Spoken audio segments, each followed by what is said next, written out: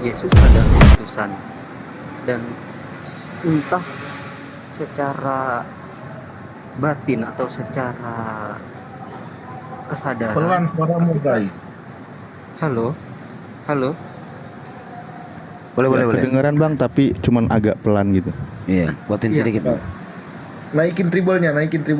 Nggak usah takut-takut. enggak, ini saya di pinggir depan apartemen.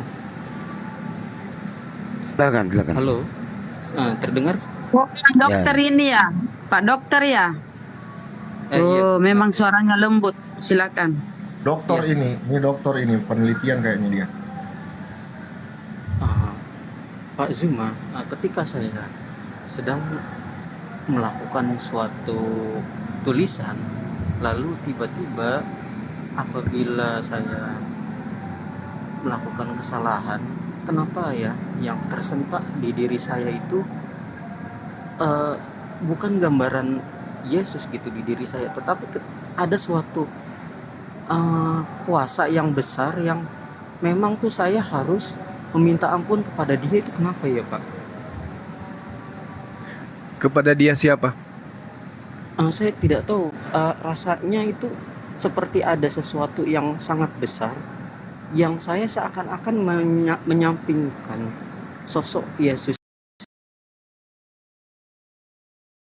Pak, ketika saya mempelajari bahwa Yesus itu adalah utusan, sontak saya ketika saya sedang mengalami seperti remblong lah, dikatakan remblong, seperti kemarin tuh saya ada remblong, saya seperti ingin meminta pertolongan, tapi di sisi lain bukan sosok Yesus yang saya ingin mintakan pertolongan, tapi ada suatu sosok yang memang saya yakin itu lebih besar gitu, Pak, dari sosok Yesus. Gimana tuh, Pak, ya pandangan Pak Zuma? Ya, jadi gini. Pada dasarnya manusia itu asalnya cuma satu, yaitu hakikat yang menciptakan, kan gitu ya. Kalau saya kemudian diizinkan menganalogikan sesuatu, ibarat kata bahwasanya pencipta itu mustahil memiliki dimensi kelemahan, kan gitu. Itu dulu poinnya.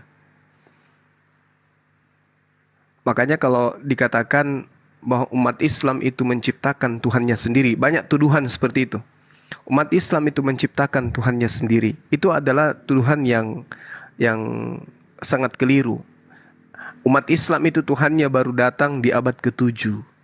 Itu adalah pernyataan yang sesat ketika dia mengatakan seperti itu. Kenapa? Di dalam ajaran Islam,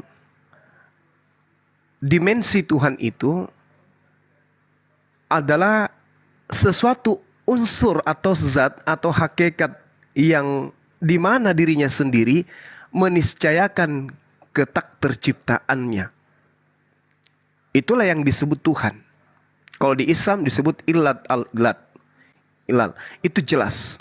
Itu pun dikenal dalam bahasa filosofi. Bahwasanya esensi pencipta yang kemudian ending dari segala sebab akibat, itulah yang disebut dengan Allah. Nah, bagaimana dengan kita yang manusia ini? Ibarat kata gini, Bung. Anda memegang HP. Kemudian atau Anda antri di bank. Anda bagian terdepan. Kemudian dari belakang ada yang menyuguhkan HP. Begitu Anda menengok ke belakang, ternyata HP itu berasal dari orang yang di belakang orang ketiga dari Anda. Dan orang ketiga itu HP-nya berasal dari orang keempat. Begitu seterusnya. Sampai tak ada ujungnya. Nah, sekarang pernyataan kita sebagai orang yang berakal, pasti ada orang yang pertama kali menyerahkan HP itu kepada orang di depannya, ke depannya, sampai kepada Anda. Sehingga Anda ada. Nah, siapa yang kemudian yang memberikan HP pertama kali? Pasti ada penggeraknya. Gak mungkin tiba-tiba muncul di tengah, muncul di ujung, gak mungkin. Pasti ada di belakang kali. Dialah yang kami di dalam Islam sebut Allah Subhanahu wa taala, yang menjadi sumber dari segala akibat. Nah ini, sehingga kemudian ketika saudara mengatakan saya kok seperti itu adanya. Kenapa? Karena pada hakikatnya pada diri manusia ada insting bertuhan, ateis sekalipun. Apalagi Anda sudah masuk ke ranah dialog seperti ini. Anda sudah masuk ke zona dialog lintas agama, di mana materi-materinya salah satunya adalah konsep bertuhan. Dan sangat-sangat secara teratur kemudian apologet muslim itu senantiasa menjelaskan tentang konsep ketuhanan, dan kemudian konsep ketuhanan itu justru berkesesuaian dengan kitab yang Anda punya terkait dengan konsep ketuhanan yang diajarkan oleh para nabi. Makanya saya sering mengatakan gini, ketika Anda masuk ke dalam kamar, Anda teriak sekencang-kencangnya sendiri. Misalnya, Yesus, tolonglah diriku. Pertanyaannya kemudian, apakah Yesus itu mendengarkan? Kalau Anda ingin memaksakan dia mendengarkan, berarti Anda mengelabui diri Anda. Kenapa? Karena di dalam kitab saudara, Anda akan sering baca betapa ketidakberdayaan sosok ini di dalam konsep bertuhan, di mana syarat-syarat sebagai Tuhan dia tidak penuhi. Anda panggil dia sebagai Tuhan, gagal Anda di sana. Hati dan batin Anda tidak terpenuhi, itu pasti. Makanya di barat gereja jadi kosong. Kenapa? Kepuasan batinia sebagai insan bertuhan itu tidak terpenuhi. Tapi coba umat Islam, bersin aja bung, nyebut Tuhan. Batuk mereka itu nyebut Tuhan. Digigit nyamuk nyebut Tuhan mereka itu. Kenapa? Nafasnya, jiwanya, denyut jantung dan nadinya, di situ ada Tuhan mereka. Makanya Allah disebut sebagai Allah Maha Mendengar, Maha Mengetahui, Maha Melihat. Jadi ketika umat Islam itu kemudian mengenegakkan tangan, Ya Rabb, Alhamdulillahi Rabbil Alamin, segala puji bagi Engkau, Tuhan semesta alam. Umat Islam sampai pada poin teratas, hatinya sampai ke atas dengan hakul yakin bahwa pesannya itu sampai kepada ilahi. Kenapa? Dia Tuhan itu maha mendengar. Allahu la ilaha illa huwal hayyul qayyum. Allah, tidak ada Tuhan selain Dia yang maha hidup, yang terus-menerus mengurus makhluknya. Tidak mengantuk dan tidak tidur. La ta'khudhuhu sinatun wala naum. Tidak mengantuk dan tidak tidur. Lahu ma fis samawati wal ardh. Miliknya apa yang ada di langit dan apa yang ada di bumi. Jelas sekali nih. Ini penjabaran iman kami umat Islam. Ketika berbicara mengenai hakikat esensi ketuhanan, Anda teriak memanggil Tuhan Anda yang 3 pun, 4, 5, 6, 7 Tuhan yang Anda panggil, nggak seimbang dengan Tuhan Allah Subhanahu wa ta'ala. Allahu la ilaha illa huwal hayyul qayyum. Itu sentuhnya di hati, di dalam sini. Dalam sini nih. Sentuhnya di hati sini. Sehingga ketika ada orang yang mencoba kemudian menafikan keberadaan esensi yang maha suci, maha tinggi, itu disebut kufur. Orang yang menutup diri dari sesuatu yang jelas sekali adanya. Apa kemudian bantahan-bantahan yang diberikan kepada konsep ketuhanan Islam? Oh, Tuhanmu baru ada di abad ke-7. Oh, Tuhanmu itu tidak dikenal karena namanya Allah. Oh, Tuhanmu itu kalau sudah sangat putus asa, oh Tuhanmu itu bentuk kubus. Kenapa itu terjadi?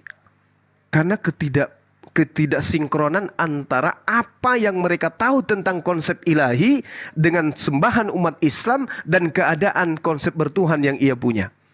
Tuhannya maha kuasa, maha melihat, maha mendengar. Tapi pada kenyataannya dimangsa oleh makhluk sendiri, sesamanya makhluk. Jadi cedera keimanan, cedera konsep bertuhan itu akan dibawa sampai mati kalau tidak ditinggalkan segera. Tapi kalau di Islam, orang melenggang, Pak. Kenapa umat Islam itu sholatnya teratur, ibadahnya teratur, puasanya teratur, dan bahkan kemudian di dalam kitab-kitab terdahulu dikatakan bahwasanya Tuhan akan datang membawa pilar, membawa tiang yang kokohnya laksana tiang api. Kenapa salat itu disebut sebagai tiang agama? Dan ibadah di luar agama Islam itu tidak pernah disebut sebagai tiang penyangga keimanan atau penyangga keagamaan. Tapi kalau di Islam, Bung, ada 4 pilar, ada 4 tiang yang luar biasa yang tidak pernah bisa dipatahkan oleh siapapun. Yang pertama adalah tauhid, yang kedua adalah ibadah, yang ketiga adalah muamalah, dan yang keempat adalah akhlak. Cakupan inilah yang kemudian tertoreh di dalam insan kita sebagai manusia. Tauhid, mengesahkan pencipta langit dan bumi. Ibadah, salat, puasa, haji, yang sampai hari ini menjadi gaungan yang sangat kuat, menjadi gaungan yang sangat dahsyat untuk memperlihatkan jati diri Islam di tengah-tengah umat yang lain. Apalagi muamalah. Apa muamalah itu? Cinta sesama manusia, sosial terhadap siapapun, tanpa membedakan antar agama, suku, bangsa, dan seterusnya. Dan itu hanya ada dalam ajaran agama Islam. Yang terakhir, akhlak. Akhlak ini apa? Budi pekerti. Ada akhlakul karimah yang diajarkan kemudian untuk membentengi umat Islam itu sendiri. Jadi 4 pilar, 4 tiang di dalam ajaran agama Islam itu yang sangat kokoh yang membentengi umat Islam kemudian sehingga auranya, nuansanya, aromanya, baunya, wanginya itu kecium sampai ke umat lain. Sampai di rumah ibadah mereka pun nama Allah dibawa. Sampai di rumah ibadah mereka pun nama Nabi Rasul dibawa. Sampai di dalam kitab suci mereka pun kata ayat semuanya dibawa. Mujizat, berkat semuanya dibawa. Kata kudus, kata roh, kata iman semuanya diborong. Kenapa? Karena ini adalah cakupan ajaran pondasi ilahi yang nusul ke muka bumi, yang hanya ada di dalam ajaran agama Islam. Masya Allah. Jadi kalau saudara mengatakan, Bang, saya nyembah Yesus, tapi ketika saya punya masalah, ketika saya merenungkan dan seterusnya, kok saya justru malah merasa kecil. Ada esensi yang besar di belakang dari ini semua yang membuat saya itu tidak konsen terhadap sembahan saya sendiri. Ada dimensi yang, wow, apa ini? Jadi ibarat kata, Bung, sama seperti orang ateis ketika berada dalam suatu pesawat. Orang yang tidak bertuhan ketika ada di pesawat, kemudian pesawatnya itu mengalami turbulence misalnya. Apa yang dia katakan? Siapa yang dia cari? Apa yang kemudian dia kemukakan? Batinnya merintih dan menyeruh apa di situ? Itulah bukti siapapun kita yang disebut manusia, makhluk lain di luar manusia pun sadar, bahkan iblis pun tahu bahwa Tuhan pencipta langit dan bumi itu adalah esensi yang maha suci lagi maha tinggi. Ya, jadi jangan heran saudaraku kalau misalnya Anda merasakan adanya gelombang-gelombang, tarikan-tarikan batin yang mengarahkan kepada sesuatu yang lain daripada yang lain. Itulah yang disebut insting bertuhan pada diri manusia. Dan objek daripada Tuhan itu tentu adalah hakikat yang maha suci lagi, apalagi sampai pernah menjadi pensiun untuk menjadi Tuhan. Dan itu hanya ada disipati di dalam konsep ketuhanan Islam, yaitu tauhid, mengesahkan pencipta langit dan bumi. Saya kira begitu panjang dan lebar saya menyampaikan. Saya kira ini adalah sesuatu hal yang sangat-sangat baik terhadap diri saya sendiri dan juga terhadap umat Islam yang mendengarkan dialog kita ini. Silakan saudara yang lain yang mau menambahkan atau ada tambahan, silakan. Iya, terima kasih Pak Zul. Disinilah sebenarnya seperti ada rasa rohani saya yang sangat lapar gitu, yang benar-benar harus butuh benar-benar masukan yang benar-benar memang dari hati. Dokter Samuel bisa digedein suaranya nggak sih? Iya Pak. Iya, di sinilah Pak. Saya merasakan. Halo Pak.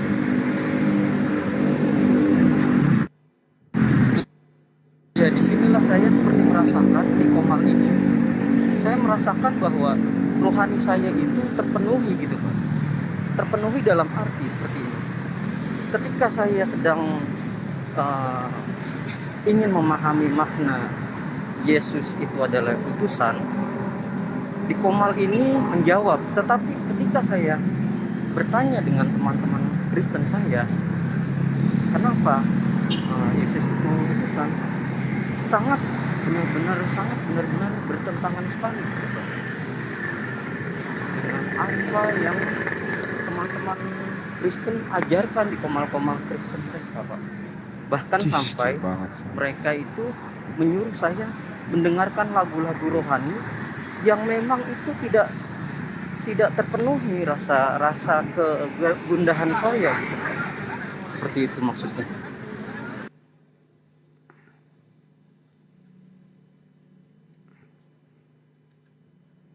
Aku nggak mendengar sempurna loh, Dokter Samuel suaranya ya. Kedengaran ya, Pak? Iya kedengeran tapi ini Kecil. ada noise-nya juga. Noise kecil gitu ya. Kecil. Iya, mohon maaf Pak, saya sedang di depan apartemen Pak, karena Sekarang kalau bagus, di dalam- sekarang bagus, Bang. di dalam apartemen itu, iya, kalau di dalam apartemen itu Pak, saya juga belum siap Pak. Kalau istri saya mendengar gitu Pak. Oke.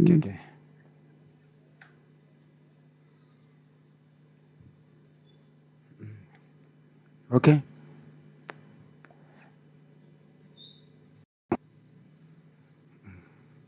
Silakan ya. Ini Dokter Samuel ini teman-teman gitu ya. Beliau ini lagi sedang mencari kebenaran. Dokter Samuel ini belum bisa berbicara secara terbuka kalau didengarkan oleh orang banyak. Jadi dia mencari tempat sekiranya leluasa dia berbicara. Beliau adalah dokter THT. Saya rasa seorang dokter itu, saya yakin terbukalah pikirannya begitu ya. Tapi di sini nggak ada pemaksaan. Sudah lama kita sering berjumpa. Kira-kira apa sih dok ini yang selama ini mengganggu dokter begitu? Masih stay menjadi seorang Kristen, kira-kira apa dok? Bisa disampaikan, kemungkinan bisa berbagi sama Guru Juma. Ada Ustadz Alif juga dan ada Ustadz Sidik. Silakan dokter. Iya Pak Andi, mohon maaf sekali karena memang di dalam keluarga saya ini mereka ya, Suaranya kecil dok. iya, Suaranya Pak- kecil, Dok. Pak Handi. Ya. Iya Pak Handi. Ya. Jadi di dalam keluarga saya ini memang mereka ini bisa dikatakan anti lah ya Pak. Karena memang dari Katolik tersendiri kan harus benar-benar fanatik Pak. Paham. Ya, Tidak paham, boleh paham. ada kepercayaan-kepercayaan lain yang harus kita pelajari seperti itu Pak. Jadinya ya saya menulis suatu inspirasi saya dari Bible bahwa Yesus itu adalah utusan. Itu saya secara sembunyi-sembunyi Pak. Ya. Kira-kira berisiko nggak dok buat Anda, karir Anda kalau Anda terbuka begitu, resikonya kira-kira apa? Sangat beresiko Pak. Resiko ya. Sangat beresiko di dalam keluarga saya. Bahkan banyak teman-teman dokter yang memang sudah mulai melihat gerak-gerik saya dalam mencatat tentang Yesus adalah utusan ini. Mereka mulai mengasingkan saya gitu Pak. Di dalam kantor gitu, di dalam rumah sakit itu mereka banyak mengasingkan saya Pak. Oke. Jadi faktor-faktor ekstern ya dok ya, gitu ya. Faktor ekstern itu nggak bisa, maksudnya itu dokter nggak bisa menemukan solusinya sendiri gitu. Apa seperti apa? Iya, belum bisa. Saya belum bisa banyak relasi-relasi yang bisa membantu saya dalam hal eksternal dan juga di dalam internal Pak. Karena memang di dalam internal saya sendiri pun kecaman itu akan datang dengan sangat keras Pak. Ya, ya. Menyangkut masalah resiko keluarga dan karir juga ya dok. Berbagai hal ya. Iya benar. Oke. Ada solusi bang? Tapi Ada bang? Siapa yang Pak mau Dok, bicara? Pak Dok, selamat malam Dok. Salam kenal. Iya malam dengan Iya, dengan Pak Sidik ya. bukan peta lempu. Iya baik Pak Dok, percaya nggak kira-kira dokter bahwa apa namanya rezeki itu di tangan Tuhan? Iya Pak, benar. Iya, bukan semata-mata rezeki itu adalah buah kerja ya dok ya, tapi ada campur tangan Tuhan ya. Percaya dok? Untuk konsep-konsep yang seperti itu saya masih belum bisa mempelajari Pak, karena memang awalnya saya tidak mendalami secara rohani saya seperti itu Pak. Enggak, ini secara aja dok, secara logika manusia aja gitu. Kita sebagai insan manusia gitu kan. Iya, saya pernah merasakan itu Pak. Karena ketika saya sedang mengobati seseorang yang memang kritis sakitnya, saya berdoa agar ditunjukkan suatu keajaiban gitu Pak. Tapi memang benar tiba-tiba besoknya, iya, dan itu padahal itu tidak penanganan medisnya itu tidak ekstra Pak. Tapi saya berdoa, maksud saya ingin pasien yang kemarin saya obati itu cepat sembuh, karena memang kan ada bagian-bagian yang memang sudah rusak ya Pak. Tapi saya berdoa, tiba-tiba 2 hari kemudian itu ada info kalau sakit yang dia rasakan sudah hilang gitu Pak.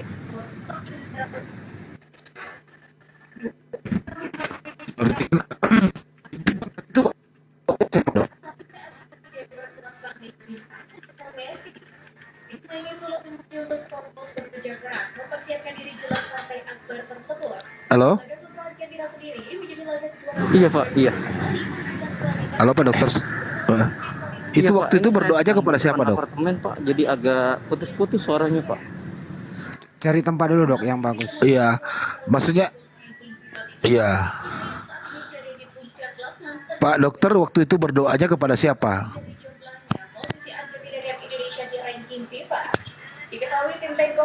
Saya hanya menyebut kata Tuhan Pak. Oh gitu ya, tidak spesifik gitu ya? Ya. Secara Itu, spesifik itu hanya sebatas kata Tuhan saja Pak, tidak ada kata-kata Iya yang iya lain. iya, oke. Iya, Paham. seperti itu. Kemudian yang kedua, eh, kira-kira dokter percaya nggak bahwa rezeki itu bisa bertukar? Rezekinya dokter bisa ke saya, rezekinya saya bisa ke dokter. Saya yakin sekali itu tidak Pak, karena Ya oke. dengan adanya saya berprofesi saat ini, tidak banyak orang-orang yang berprofesi seperti saya seperti itu Pak. Ya berarti yakin bahwa tidak akan tertukar ya. Jadi kenapa ada dua pertanyaan saya itu dok? Itu coba untuk memberikan masukan ya, bukan nasihat, memberikan masukan kepada dokter untuk bisa hakul yakin gitu, untuk menentukan langkah dokter. Ini juga masalah keimanan ya kan? Masalah kepercayaan. Itulah tadi bahwa kami di Islam itu, ya. Dokter ini itu sudah tidak percaya Yesus Tuhan gitu. Iya, saya paham nih, saya paham. Justru itulah saya mau kasih motivasi atau saran dan masukan, karena tadi saya dengar itu kan ada faktor eksternal dan internal ya, yang membuat Pak dokter sendiri itu akan ada macam keraguan-raguan atau ke apa dan sebagainya kan. Nah, itulah sekadar dengan pertanyaan saya tadi bahwa rezeki itu dok tidak akan pernah bisa bertukar. Dokter sudah yakin itu. Seperti tadi yang dokter katakan bahwa setelah saya menulis sebuah itu bahwa Yesus bukan Tuhan, saya dimarginalkan di tempat kerja saya. Nah, itulah tadi jawaban yang saya bilang bahwa rezeki itu tidak kuliah. Memang Allah sudah menunjukkan jalan. Mungkin rezeki dokter, mohon maaf, kalau memang artinya berpindah keyakinan, mungkin jauh lebih bagus. Nah, tapi bukan berarti kalau semuanya dokter belum mendapatkan bahwa itu Tuhan tidak adil, tidak. Tetapi itu merupakan ujian yang harus dokter alami. Gitu. Nah, terkait dengan masalah keluarga tadi, kayak seperti itu, masalah doa-doa keyakinan itu, itulah sebuah tantangan kita untuk mencari kebenaran. Oke, silakan dok. Iya.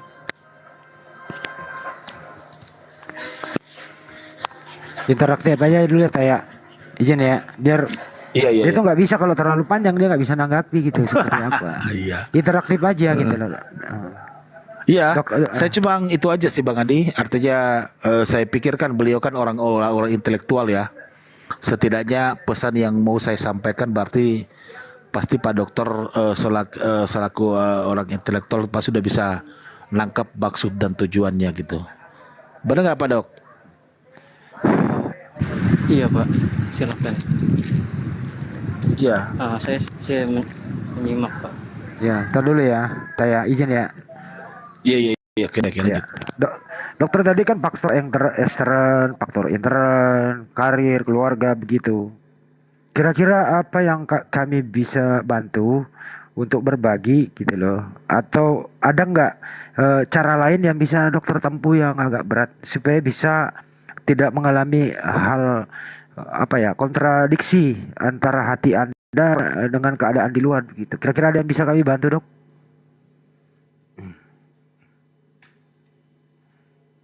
Iya Pak Handi, saya sejujurnya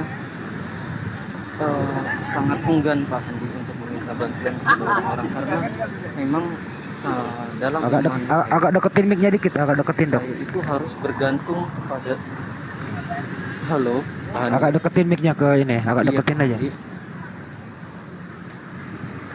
Ya, terus. Iya Pak Hadi. Dalam keimanan saya sebenarnya saya ingin memposisikan diri saya itu sebagai hamba Tuhan Pak Hadi. Jadi ketika saya mendapat masalah, saya semaksimal mungkin ingin menggantungkan keyakinan saya atau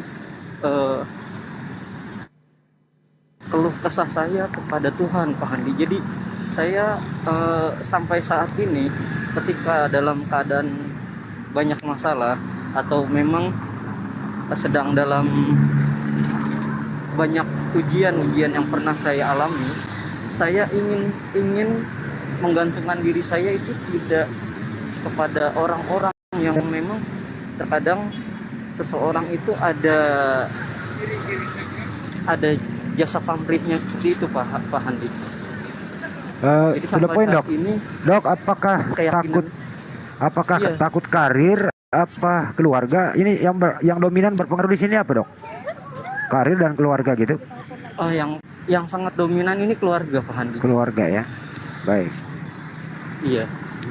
Usia berapa dok? Dokter muda ya? Saya 40 Pak Handi. Udah 40, dewasa banget. Oke. Kita boleh izin ke Bang Juma ya. Kali Bang Juma bisa memberikan solusi. Boleh izin ya dok? Ya, Bang Juma. Pak Handi, ya.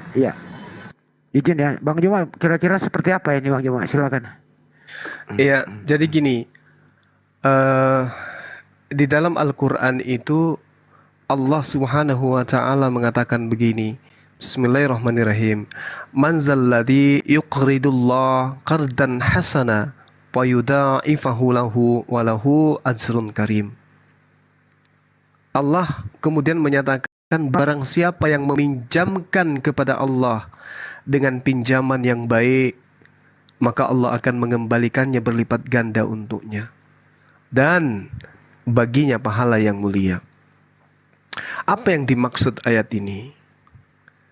Jadi ketika kemudian saudara tergadai dengan hal duniawi, tergadai dengan materi, tergadai dengan pekerjaan, tergadai dengan keluarga, Allah kemudian memberikan solusi. Man zalladzi yuqridullah. Barang siapa meminjamkan kepada Allah, apa yang Anda harus pinjamkan kepada Allah? Menggadaikan hati Anda hanya untuk Dia. Memberikan sesuatu hanya kepada Allah. Menjadikan sandarannya hanya kepada Allah. Tidak kemudian menjadikan duniawi sebagai penghalang menuju kepada Allah. Oleh karena itulah kemudian penggambaran itu jelas Allah katakan, yauma taral mu'minina wal mu'minat yas'a nuruhum baina aydihim wa bi aymanihim busyrakumul yawma jannat tajri min tahtihal anhar khalidina fiha dzalika humul fawzul azim. Setelah kemudian maka Allah mengatakan, pada hari engkau akan melihat orang-orang beriman, baik dari laki-laki maupun dari perempuan, betapa cahaya mereka bersinar di depan dan di samping kanan mereka. Pada hari ini ada berita gembira untukmu, Pak Zuma, yaitu Pak Zuma, Ya, mohon maaf silakan. Pak Zuma. Pak Zuma, Iya. saya seperti gemetaran badan saya Pak Zuma, saya izin turun nih Pak Zuma. Masya Allah. Ya, maksudnya Pak Zuma coba nggak apa-apa sampaikan saya sambil menyimak Pak Zuma. Ini badan saya seperti Dokter, bergemetar, Pak Zuma. Dokter, kamu udah tahu nomorku ya? Tuh, kalau kira-kira ada apa-apa hubungi aku. Dokter, nomor aku udah tahu kan? Saya tulis di bawah ya. Oh, baik. Sebenarnya nggak apa-apa sih, santai aja Pak Samuel. Saya tulis di bawah dulu. Enggak, Iya. maksudnya ini badan saya seperti bergemetaran gitu. Nanti saya ketemu beliau kok, orang di Jakarta. Ini nomorku dok, tuh di bawah. Dicatat dulu. Jangan cepat-cepat dong di bawah. Nanti saya konekkan ke Bang Juma nanti. Terusin Bang Juma, nggak apa-apa sambil dia. Tolong ya dok, itu di WA nanti habis ini. Silakan terusin Bang Juma. Habis ini ke dok Iya, Ustaz baik, Alif. baik. Ya. Terima kasih Pak Handi. Ya. Pak Zuma. Stay aja di sini nggak Siap, apa-apa, siap. dengerin kok. Lanjut.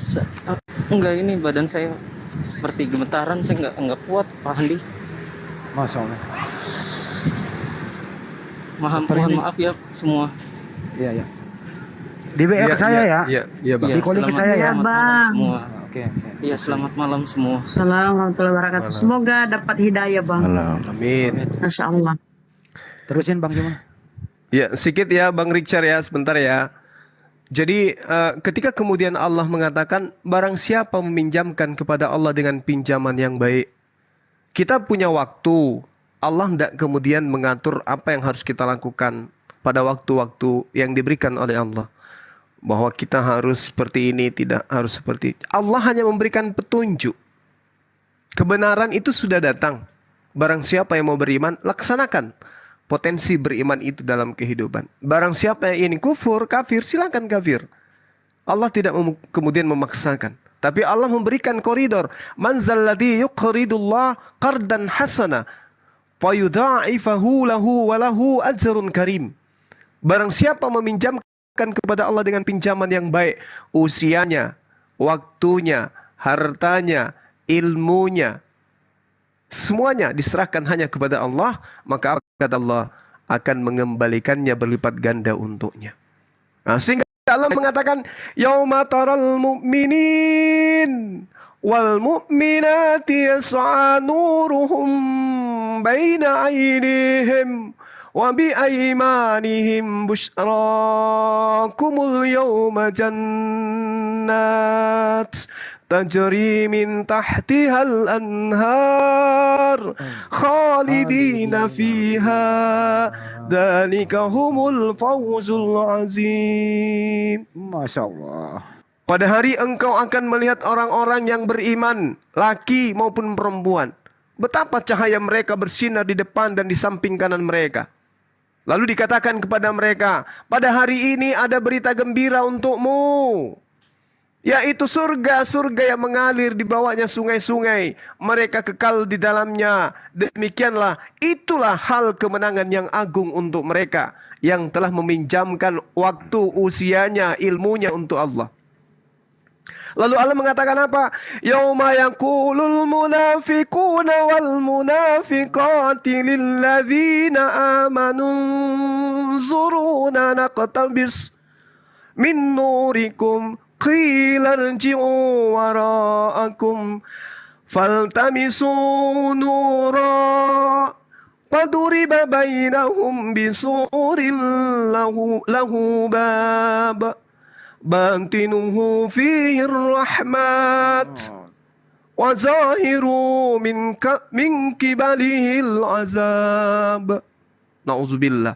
Dan pada hari orang-orang munafik, laki perempuan berkata kepada orang-orang yang beriman, tunggulah kami ingin mengambil cahayamu. Kepada mereka kemudian dikatakan, kembalilah kamu ke belakang dan carilah sendiri cahaya untukmu. Lalu di antara mereka dipasang dinding pemisah yang berpintu. Di sebelah dalam ada rahmat dan di luar hanya ada azab.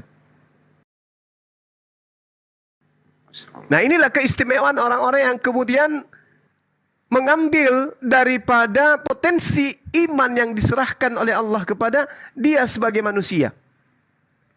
Maka di dalam konsep Islam diterangkan bagaimana kemudian di dalam surah Al-Fatihah jelas dikatakan ihdinas siratal mustaqim.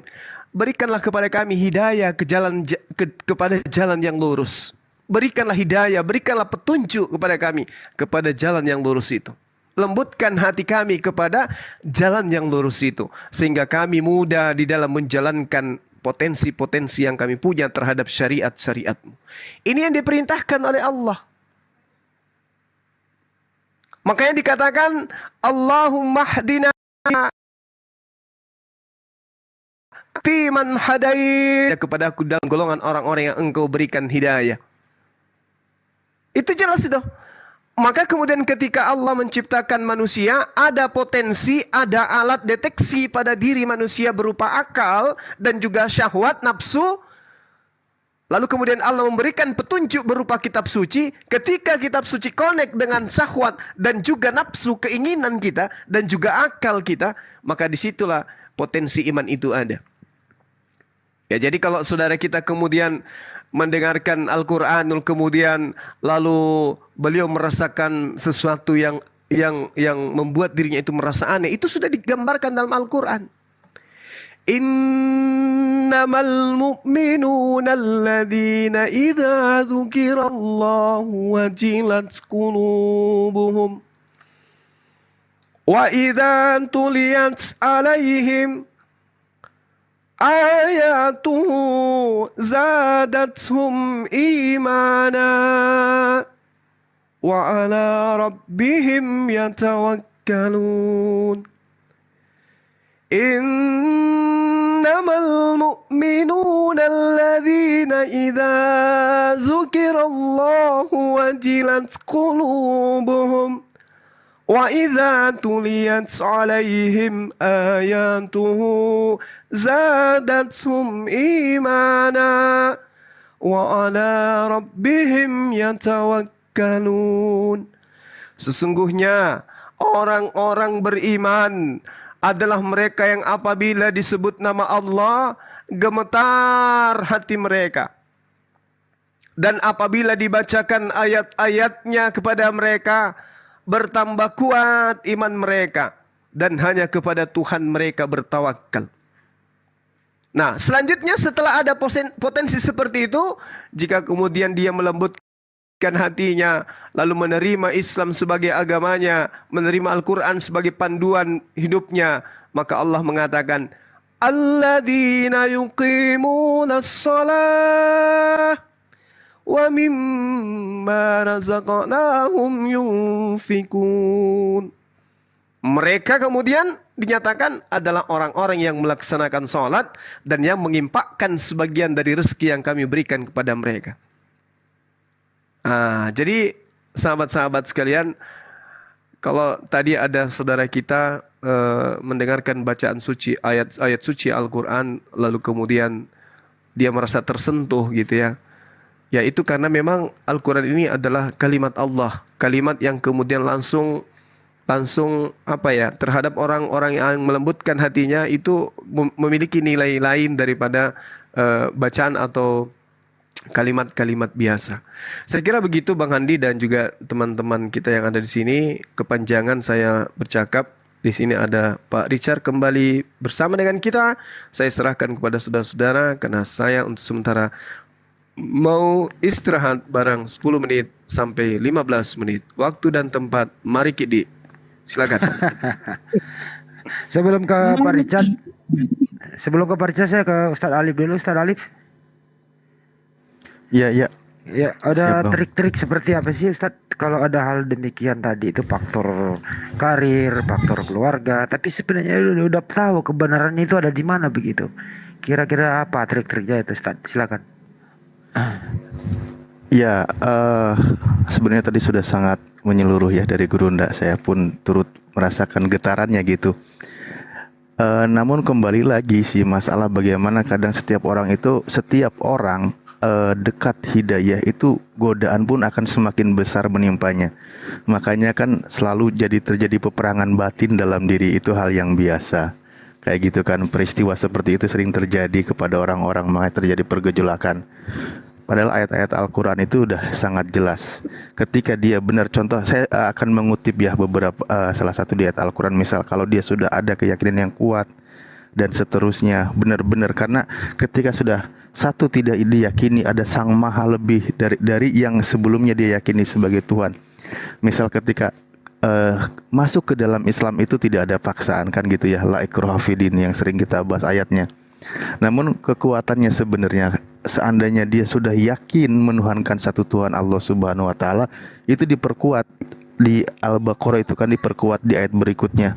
Bismillahirrahmanirrahim. Allahu waliyul ladina amanu yukhrijuhum minad dulumati ilan nur waladina kafaru awliya'uhumud tagutu yukhrijunahum minan nur ilad dulumat. Jadi kalau sudah yakin kuat benar-benar Allah adalah Tuhannya, maka itulah kebenarannya, justru yang mengeluarkan dari kegelapan menuju cahaya. Nah, semoga proses ini kita cuma bisa memotivasi ya, sekiranya benar meyakini inilah cahaya Islam benar, bahwa Allah adalah Tuhannya, itu udah jelas Allah mengeluarkan dari kegelapan menuju kepada cahaya. Tentu kegelapan di sini kan banyak makna, bagaimana kegelapan keadaan, kegelapan batin dan seterusnya menuju kepada cahaya, ketenangan, ketentraman dan seterusnya. Sementara ketika menuhankan meyakini sebaliknya, maka itu kebalikannya, mengeluarkan dari cahaya menuju ke gelap itu. Kalau masalah cobaan itu kan selalu ada orang beriman, ya pasti akan banyak cobaan. Dan seberapa secara tertulis kata Rasulullah, paling berat cobaan itu adalah para nabi, para utusan. Maka kita sebagai manusia umatnya jangan merasa udah paling berat, karena banyak para nabi sebelumnya itu udah pasti lebih berat ujian dan cobaannya daripada kita umatnya gitu. Itu untuk semua para nabi berlaku, baik Nabi Muhammad maupun nabi-nabi sebelumnya pasti mengalami cobaan-cobaan yang lebih berat. Makanya kita sebagai manusia yang beriman pasti selalu menjadi patokannya, oh iya para nabi pun mereka mengalami cobaan, ternyata wasta'inu bisabri wassalah gitu, tetap berada dalam kesabaran, memohon pertolongan kepada Allah dengan cara sabar dan salat. Ya terus insya Allah nggak usah takut, ketika sudah meyakini Allah, di situ Allah jamin rizkinya bagi setiap orang yang sudah meyakini bahwa Allah sebagai sebaik-baiknya pemberi rizki. Terima kasih, mohon maaf Bang Handi dan Guru. Lanjut. Ya, kalau saya mendengarkan ayat suci Al-Quran surat At-Taubah 72 kalau nggak salah tadi, itu pasti semuanya itu loh menangis, bahagia gitu ya. Saya lihat di live chat, dibawa semua gitu ya. Ya, Saya kadang-kadang nggak bisa berkata-kata loh kalau Banyuma tadi membawa yang siapapun yang apa ya melantungkan taubah itu tadi itu pasti tergetar kita loh. Itu kata-kata itu loh. Jannatin tajri min tahtiyal anharu halidina fiha. Masya Allah. Banyuma ulangi lagi dong, sekali lagi Banyuma. Tadi kan udah izin mau istirahat. Oh iya, lanjut. Bismillahirrahmanirrahim. Masih monitor. Yauma taral mu'minina wal mu'minat yas'a nuruhum baina aydihim wa bi aymanihim busyarakumul yawma jannat tajri min tahtihal anhar khalidina fiha zalika huwal fawzul azim. Lain Bang Handi, surah yang Anda maksud itu At-Taubah ini adalah surah Al-Hadid. Jadi memang agak mirip. Agak mirip ya. Iya mirip. Jadi kita agak susah untuk membedakan Iya ya. Al-Hadid dengan Taubah. Iya. Silakan. Masya Allah. Silakan dilanjut. Saya biasa lambung kiri. Oke. Ya silakan. lanjut. Ustaz Sidik, gimana? Ustaz, ada yang mau disampaikan mengenai tadi Dr. Samuel? Sumbang saran aja, sumbang atensi. Apakah beliau masih mendengarkan kok di bawah? Lanjut aja Bang, tadi nggak sempat nyimak. Oke. Bu Ramah. Ya, Saya silakan. kira udah diwakili semua oleh ustadz-ustadzku, gurundaku. Aku Masya Allah udah diwakili semua. Udah sempurna lah penyampaiannya. Silakan lanjut. Oke. Atau mungkin sedikit lagi yang poin tadi. Iya, silakan Pak Ustaz. Mengenai sebagai motivasi ya. Sebagai motivasi ada berapa itu? Afwan ya semua. Jadi teringat juga bagaimana kepada kawan-kawan kadang memang kan selalu akan banyak ya ketakutan-ketakutan, rintangan-rintangan yang akan dihadapi. Nah, namun Al-Qur'an itu kan memberikan suatu solusi, ayat dan motivasi, memang itu jaminan. Karena salah satu dari nama Allah itu adalah Ar-Razzaq, Sang Maha memberi rizki.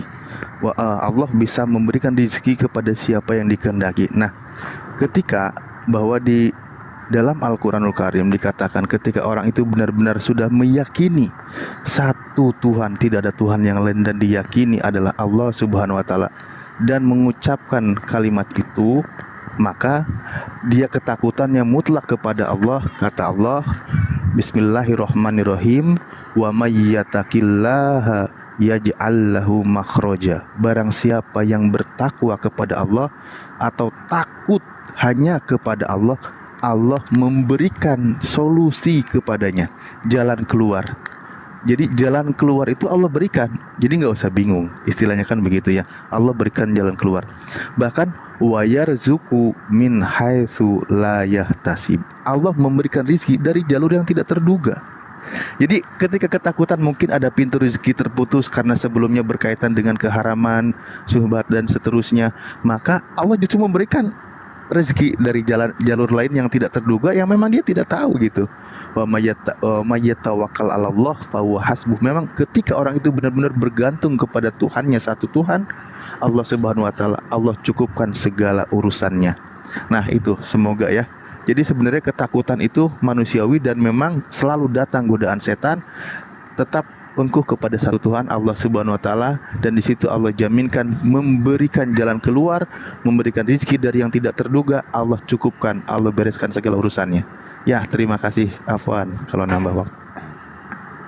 Ustaz Alif, tadi Anda sempat tadi mengatakan tuh ya, semakin tinggi iman seseorang itu semakin tinggi cobaannya. Tapi bagaimana dengan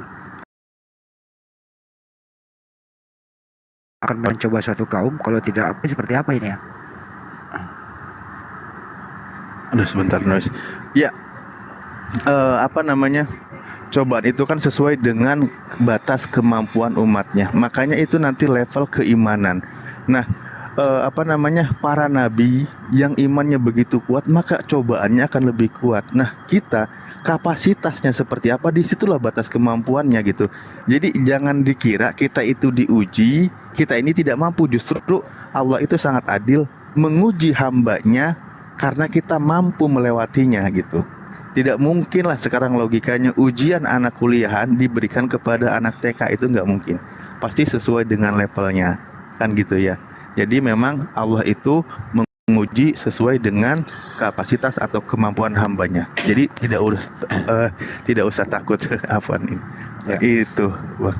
Jadi ujian itu Ustaz, ujian itu bukan hukuman, bukan karma, tapi itu peringatan ya. Lebih baik untuk bagaimana seperti sakit, terus gagal dalam hal ada yang ingin dicapai begitu.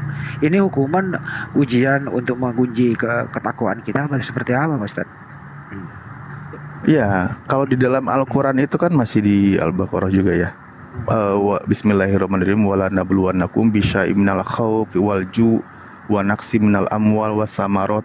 Jadi Allah itu akan memberikan ujian seperti itu dengan sesuatu minal khauf, rasa ketakutan. Nah, takut ini kan banyak juga ya. Dan seterusnya itu pasti dialami manusia. Bahkan sebenarnya sekarang gini ya, baik orang yang tidak beriman atau beriman, tetap rasa takut itu ada. Nah, itu akan mengalami seperti itu, mengalami kan. Nah, apa yang membedakannya gitu kan? Wa naqsi minal amwal was samarot dan seterusnya. Wabashiri sobirin, sampaikanlah kabar gembira kepada orang-orang yang sabar ketika menghadapi ujian. Apa itu? Ida asobatum musibah qalu innalillahi wa inna ilaihi rajiun.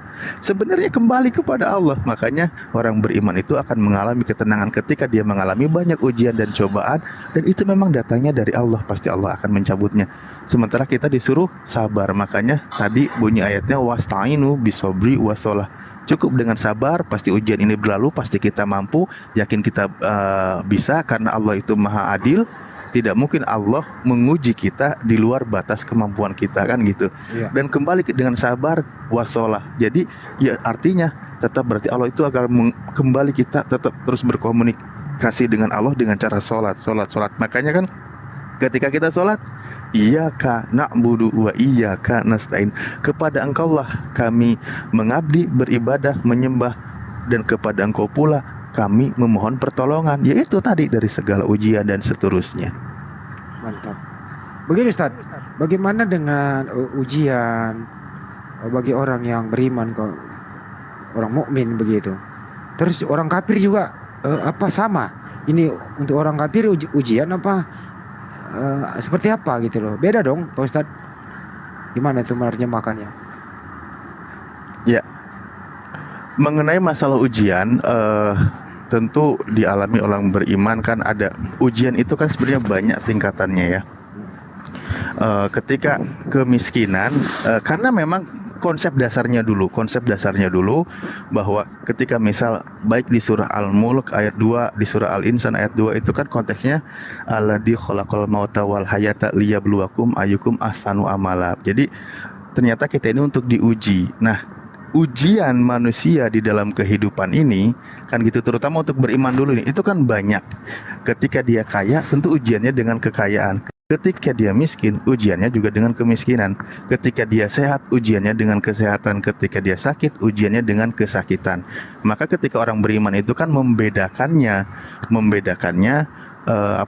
dia selalu bergantung kepada Allah, bahwa ini datangnya dari Allah dan kembali kepada Allah, kan gitu, sebagai ujian, sebagai menguatkan iman, menaikkan level keimanan.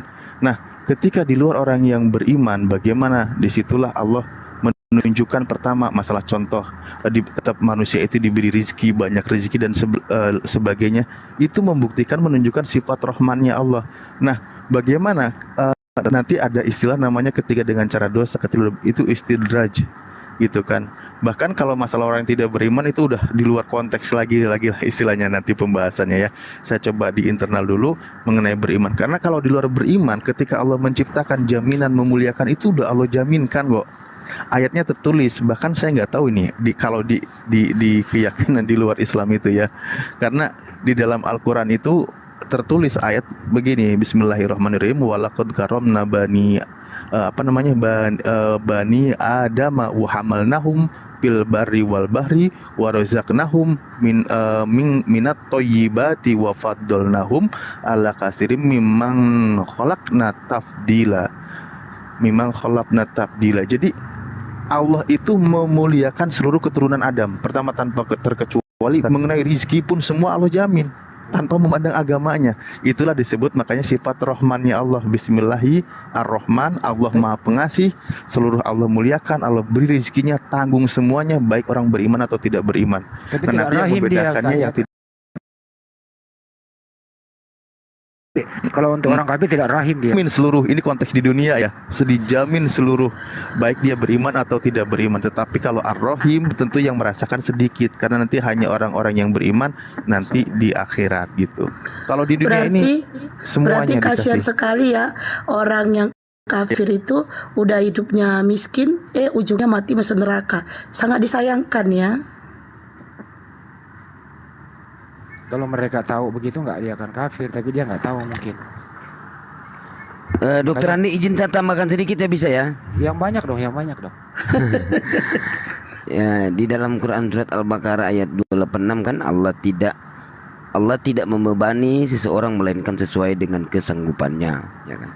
Ia mendapat pahala dari kebaikan yang diusahakannya dan ia mendapat siksa dari kejahatan yang dikerjakannya. Mereka berdoa, ya Tuhan kami, janganlah Engkau hukum kami jika kami lupa atau kami tersalah.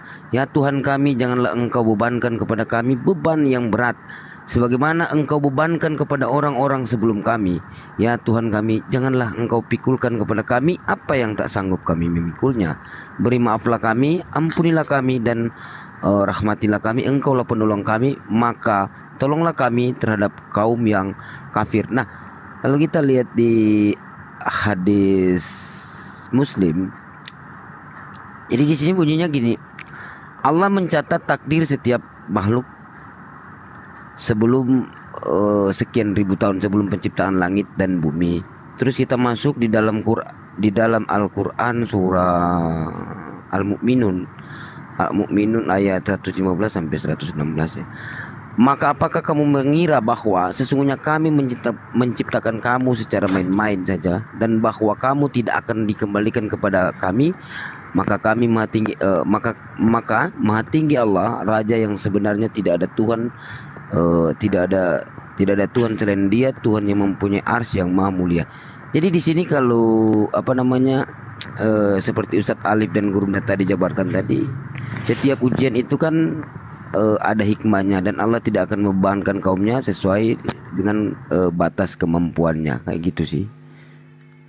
Mungkin seperti itu kira-kira, Dokter Andi. Betul sekali. Untuk teman-teman yang Kristen mau naik, silakan bisa Anda bertanya kemari begitu. Ada yang minta permintaan nggak, Bunda Esti? Di bawah, silakan naik. Tapi kalau orang kafir, kalau menurut saya itu bukan ujian, terus bukan alat menguji iman, karena memang orang bukan beriman. Kalau saya sih peringatan keras. Tapi bahkan ada beda ya Ustaz ya. Oh, ini kan kalau untuk orang beriman, mukmin beriman, dia itu ujian. Kalau yang berdosa nanti dia teguran. Kalau untuk orang kafir disebutnya adab. Peringatan. Apa? Iya. Karma, hukuman. Teguran, bahkan adab sebenarnya. Kalau siksa ketika dia menolak dari kebenaran. Betul. Itu teman-temannya perbedaannya ya. Kalau istidraj itu sesuatu, dia segala sesuatu terpenuhi tapi dia menjauh dari Allah gitu. Itu istidraj. Betul. Udah diberitahu amar ma'ruf nahi mungkar, kita tiap hari mendengarkan tapi masih ngeyel gitu ya. Nah, tugas kita seperti apa sih sebagai orang beriman ya? Misalnya Ustaz Ali berilmu, Ustaz Sidi, Bang Juma berilmu begitu ya. Saya yakin lah, ini panggilan bukan mencari koin, ini panggilan bukan mencari apa-apa. Ini panggilan sebagai orang yang punya ilmu untuk menjalankan perintah amar ma'ruf nahi mungkar itu gitu loh. Tuh ya. Terus gimana nih kira-kira cara melaksanakan amar ma'ruf nahi mungkar ini begitu? Kita selalu mengalami rintangan yang begitu tajam, bahkan dikik balik dalam hinaan-hinaan ini, Ustaz. Gimana nih, Ustaz? Ya, tetap sih mengikuti seruan sesuai dengan pedoman kan.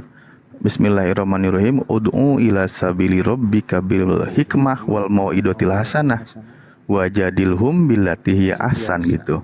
Udah gitu, karena inna rabbaka huwa a'lamu memang bimang dolla angsabilihi wa huwa a'lamu bil muhtadin. Jadi serahkan, nanti terserah siapa yang tersesat atau yang Allah sesatkan dan seterusnya. Tugas kita itu mengajak kepada jalan Tuhanmu dengan cara hikmah, dengan contoh-contoh yang terbaik, dan bermujadalah, berdiskusi atau berdebat dengan cara yang terbaik. Itu aja tugas kita. Ya. Ya.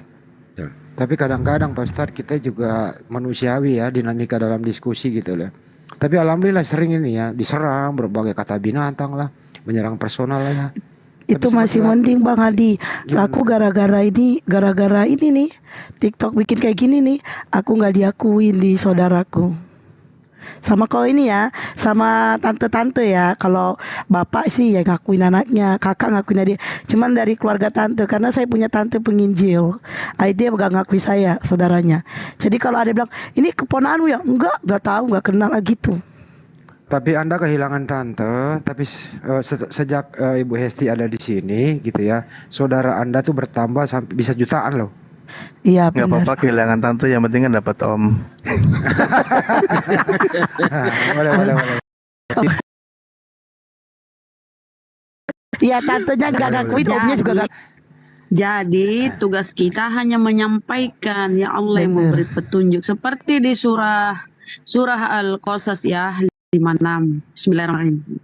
Innaka la tahdi man ahbabta walakinallaha yahdi man yasha wa huwal a'lamu bil muhtadin. Sungguh engkau Muhammad tidak dapat memberi petunjuk kepada orang yang engkau kasihi, tetapi Allah memberi petunjuk kepada orang yang Dia kehendaki, dan Dia lebih mengetahui orang-orang yang mau menerima petunjuk. Insya Allah ya, semoga Bang siapa Benar, tadi benar ya? Bunda.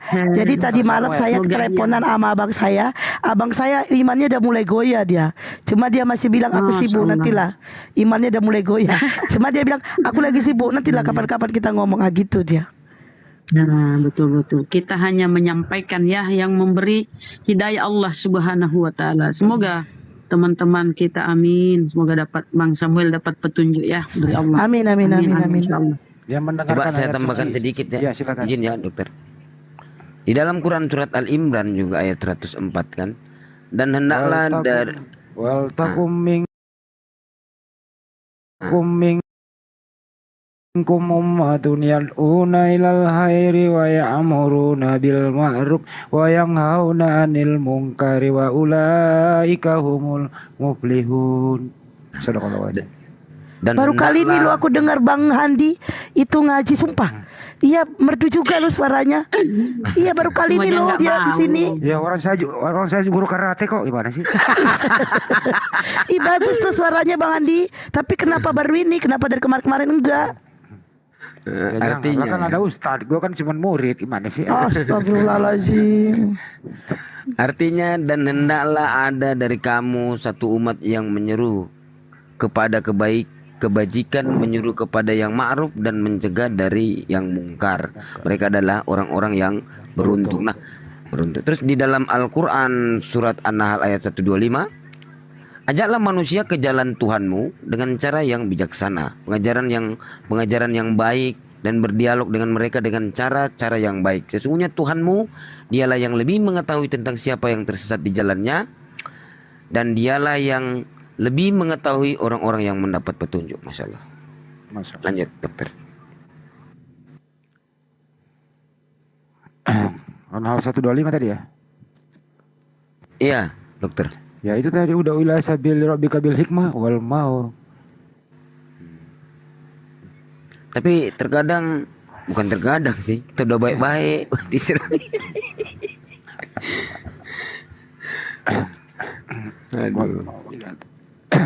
Oke, selesai. Teman-teman yang agama Kristen yang mau diskusi silakan naik minta permintaannya Kristen. Guru ngaji saya kok nggak ada ya Ustaz Tata ya? Itu guru ngaji saya loh, tiap malam aku belajar ngaji sama dia. Lu pikir gue nggak? Saya nggak tidur sampai pagi loh ya. Habis ini tuh saya ke Jum bersama Ustaz Tata berdua belajar ngaji, memperlancar gitu. Ntar gue telepon dulu deh beliau. Ayo teman-teman agama Kristen, gayanya mau nelpon guru ngaji, padahal yang teleponnya pendeta. Yang Kristen naik, yang Kristen naik, yang agama Kristen yang mau diskusi, silakan naik, yang Kristen ya bang, Kristen, kita mau diskusi. Ayo, mana tadi Pak King, Pak Samuel mana tadi? Yuk, yang agama Kristen yuk. Kan udah selesai ngajinya, udah ngaji. Itu Bang Hadi mau ngaji di Zoom, bukan mau di sini.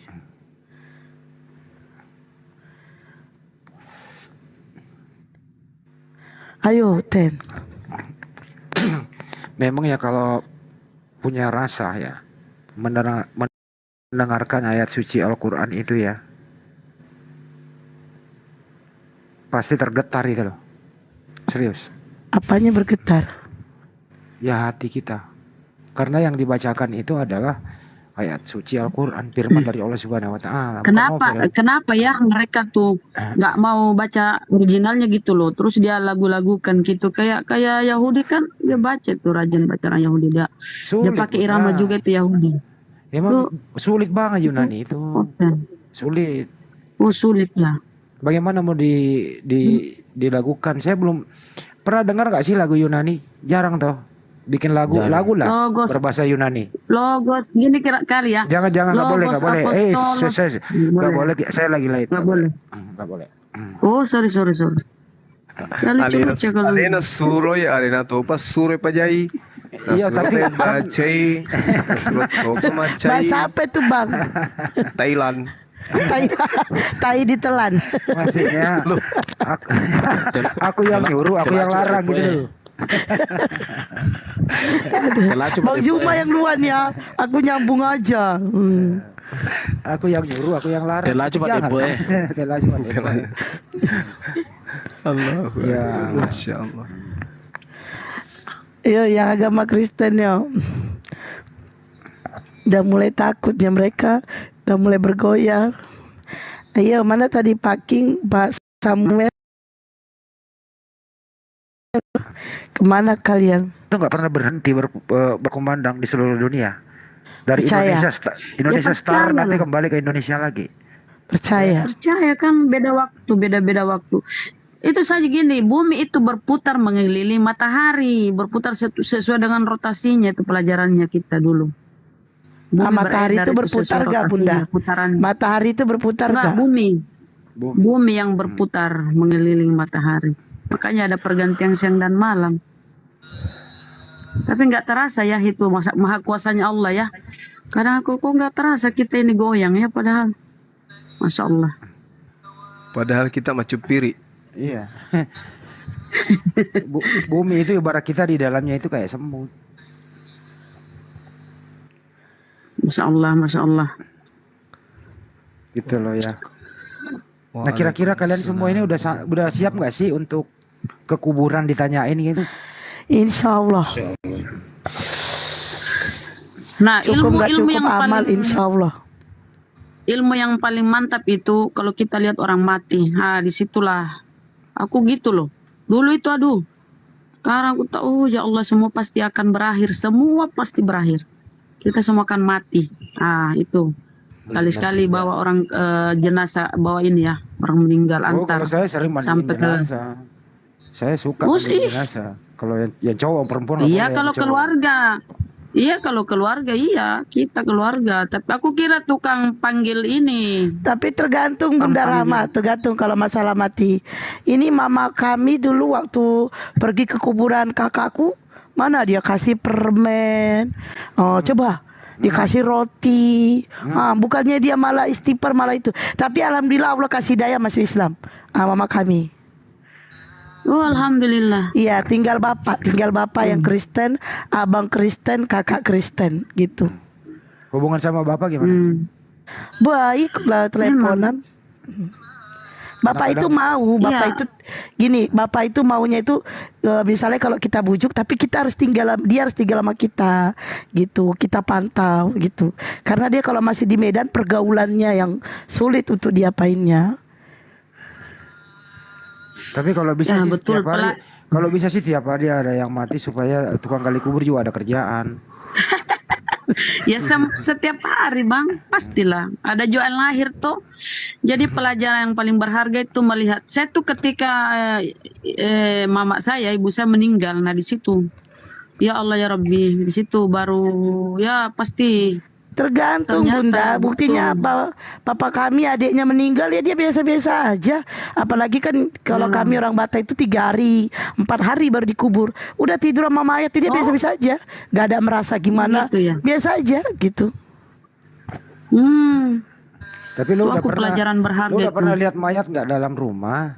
Itu setiap pagi dikasih kopi, dikasih rokok, kebiasaannya apa? Mana ada Pagi. dikasih roti, Tator, dikasih tator kopi. kayaknya. Orang kagak bisa nih, ada aja Bang Andi. Belum pernah ke Tanah Toraja dia nih orang. Tator itu, ditator. Gitu Bang. Itu biasa berbulan-bulan gak dikubur. Oh, berbulan-bulan Iya, gak dikubur. iya. Kalau pagi gini bahasa apa ya? Artinya begini. Misalnya anaknya namanya si Fulan. Fulan, kamu sudah bikin kopi buat ayah gitu. Padahal bapaknya udah meninggal lah, tapi masih ada dalam rumah gitu. Oh, Masih ada. kalau tuh. kami dimasukin ke peti Bang, mayatnya dimasukin ke peti, terus tapi nggak dimasukin ke dalam tanah, enggak. Nanti disemenkan, masukin ke dalam semen itu. Jadi semen ini bisa dibuka-buka. Itu. Hati-hati ada. Kalau kita kan dari tanah akan kembali ke tanah, makanya ya. Itu memang Gitu seharusnya deh. begitu ya. Dan lucunya kami kalau meninggal itu orang tua itu ditortori, dijogetin, joget-joget. Alasan supaya menghibur yang pergi. Orang pergi kan udah diomongin juga sama bapak. Bapak kalau mati digituin. Iyalah katanya, dia punya cucu. Buat apa? Ya buat menyambut kepergian aku. Orang bapak udah pergi, mana lah bapak tahu. Itu uangnya banyak loh, Pak, potong babi lagi. Kami mana ada yang makan babi lagi. Oh udahlah, buang aja lah ke laut katanya.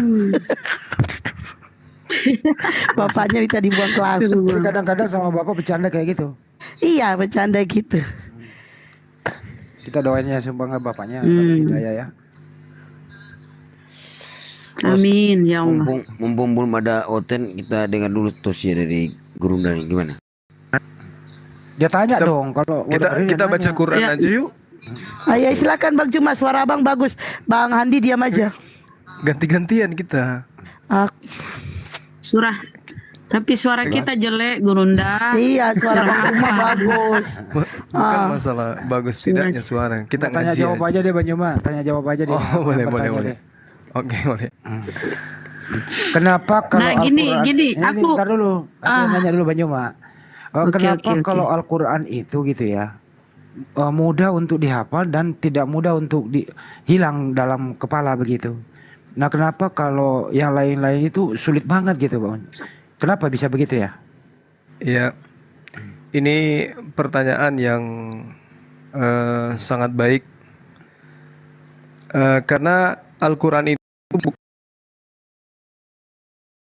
asal dari sesuatu yang buruk, asal dari sesuatu hakikat yang maha suci, sehingga Al-Quran itu ketika dibacakan kemudian membuat siapapun yang membacanya akan merasa nyaman gitu. Nah, di dalam Al-Quran surah Asy-Syura, coba kita buka di dalam ayat 110 sampai ayat 100 berapa dia? Asy-Syura Bang. Ayat 110 sampai ayat 112 kalau nggak salah ya. Di situ sangat jelas kemudian Allah Subhanahu wa taala menjelaskan bagaimana Al-Qur'an itu didatangkan oleh Allah berasal daripada hakikat yang maha baik, maha suci, sehingga bacaan Al-Qur'an itu benar-benar tidaklah kemudian mendapat muatan yang negatif. Allah mengatakan Bismillahirrahmanirrahim, wa ma tanazzalat bihi syayatin. Ya, jadi apa yang diturunkan itu kepadamu wahai Nabi Muhammad tidaklah dibawa turun oleh setan-setan. Nah, ini yang diterangkan oleh Allah Subhanahu wa taala dalam ayat tersebut. Lalu apa yang dikatakan oleh Allah? Wa ma yambaghi lahum wa ma yastati'un. Dan tidaklah pantas bagi mereka Al-Qur'an itu. Siapa mereka ini yang tidak pantas bagi mereka? Kok ada yang tidak pantas bagi mereka, kata Allah? Orang-orang munafik, orang-orang kafir. Tidak pantas Al-Quran itu bagi mereka. Wa ma yambaghi lahum wa ma yastati'un. Dan mereka pun tidak akan sanggup. Jadi coba kita lihat, saudara, kita untuk membuktikan data ini, coba kita bacakan kepada orang-orang yang keras hatinya. Apa yang dikatakan kemudian? Wah, itu ini apa? Mantra, banyaklah bahasa-bahasa mereka. Sedangkan kita ketika mereview apa yang kemudian kita kaji selama ini, kita biasa-biasa aja ya baca kitab mereka. Ada nggak yang kemudian membaca kitab mereka kemudian melahirkan satu efek sesuatu? Santai aja kan? Sama aja kan kita baca buku Prambon atau daftar menu makanan, sama aja kan? Tapi Al-Quran ini susah. Wa ma yambaghi lahum wa ma yastati'un. Ya, wa ma yastati'un artinya mereka pun tidak akan sanggup. Tidak sanggup apa? Tidak sanggup menerima, tidak sanggup mendengarkan, tidak sanggup menelaah dan seterusnya. Innahum anis sam'i lama'uzulun. Sorry. Ini sangat jelas itu. Jadi itu di ayat 211 apa 212 di situ dikatakan innahum anis sam'i lama'uzulun. Coba lihat, benar enggak bacaan saya? Innahum anis sam'i lama'uzulun. Ya, betul. Iya. Jadi di situ diterangkan bahwasanya mereka dijauhkan. Mereka dijauhkan. Dijauhkan dari mana? Dari mendengarkan, dalam memahami. Sesungguhnya untuk mendengarkan mereka pun jauh. Nah, makanya kenapa dikatakan jauh? Itulah yang diterangkan dalam surah Al-Baqarah ayat 171. Mereka hanya mendengarkan suara. Mereka hanya mendengarkan sesuatu, tapi mereka tidak mau memahami apa kandungan dari bacaan itu. Itulah yang diterangkan dalam surah Al-Baqarah ayat 171. Sesungguhnya untuk mendengarkannya pun mereka dijauhkan. Itulah bukti. Adakah mereka kemudian orang-orang yang menutup diri mereka ini lembut hatinya untuk menerima Quran? Lalu kemudian apa? Allah katakan, "Falan tad'u ma'allah ilahan akhar fatakuna minal mu'azzabin." Maka janganlah kamu menyembah Tuhan selain Allah. Nanti kamu termasuk orang-orang yang diazab. Nah, ini perlu dikaji di sini, sahabat-sahabat saya, para saudara yang saya cintai dunia akhirat. Sejauh pemahaman saya, di sini ada tinta alif. Sejauh pemahaman saya, ketika Allah menerangkan minal mu'azzabin, nanti kamu termasuk orang-orang yang diazab. Ya. Orang-orang yang diazab ini bukan artinya seketika orang yang masuk ke neraka, enggak. Orang-orang yang diazab ini adalah orang yang kemudian susah untuk membedakan antara hak dan batil. Itu orang diazab itu. Orang yang tidak bisa membedakan antara satu dengan dua dengan tiga. Mereka tidak mampu membedakan. Itulah orang yang diazab itu. Orang yang diazab itu adalah orang yang tidak bisa membedakan antara utusan dan pengutus. Itu azab itu. Ketika didatangkan kepada mereka kebenaran, mereka kemudian berpaling dari kebenaran itu. Itu sebenarnya azab. Itu azab itu. Tanda-tanda azab yang datang kepada seseorang ketika datang kemudian firman Allah kepadanya, mereka memperolok-olokkan daripada kalam Allah. Itu azab. Enggak. Ketika Al-Quran dikatakan bahwa itu didatangkan bukan dari syaitan, maka pernyataan kemudian dalam surah yang sama di ayat-ayat selanjutnya, coba sahabat-sahabat lihat. Di situ Allah kemudian menguraikan kepada siapa kemudian iblis itu diutus. Tadi ketika Al-Quran diutus bukan kepada setan, didatangkan bukan dari setan, didatangkan bukan dari sesuatu yang negatif. Lalu kemudian Allah menjelaskan di surah itu juga kepada siapa setan itu diutus. Coba kita lihat dalam ayat berapa di situ? Ayat 20. Atau kita mulai dari ayat 21. Am lahum suraka'u syara'u lahum minad din.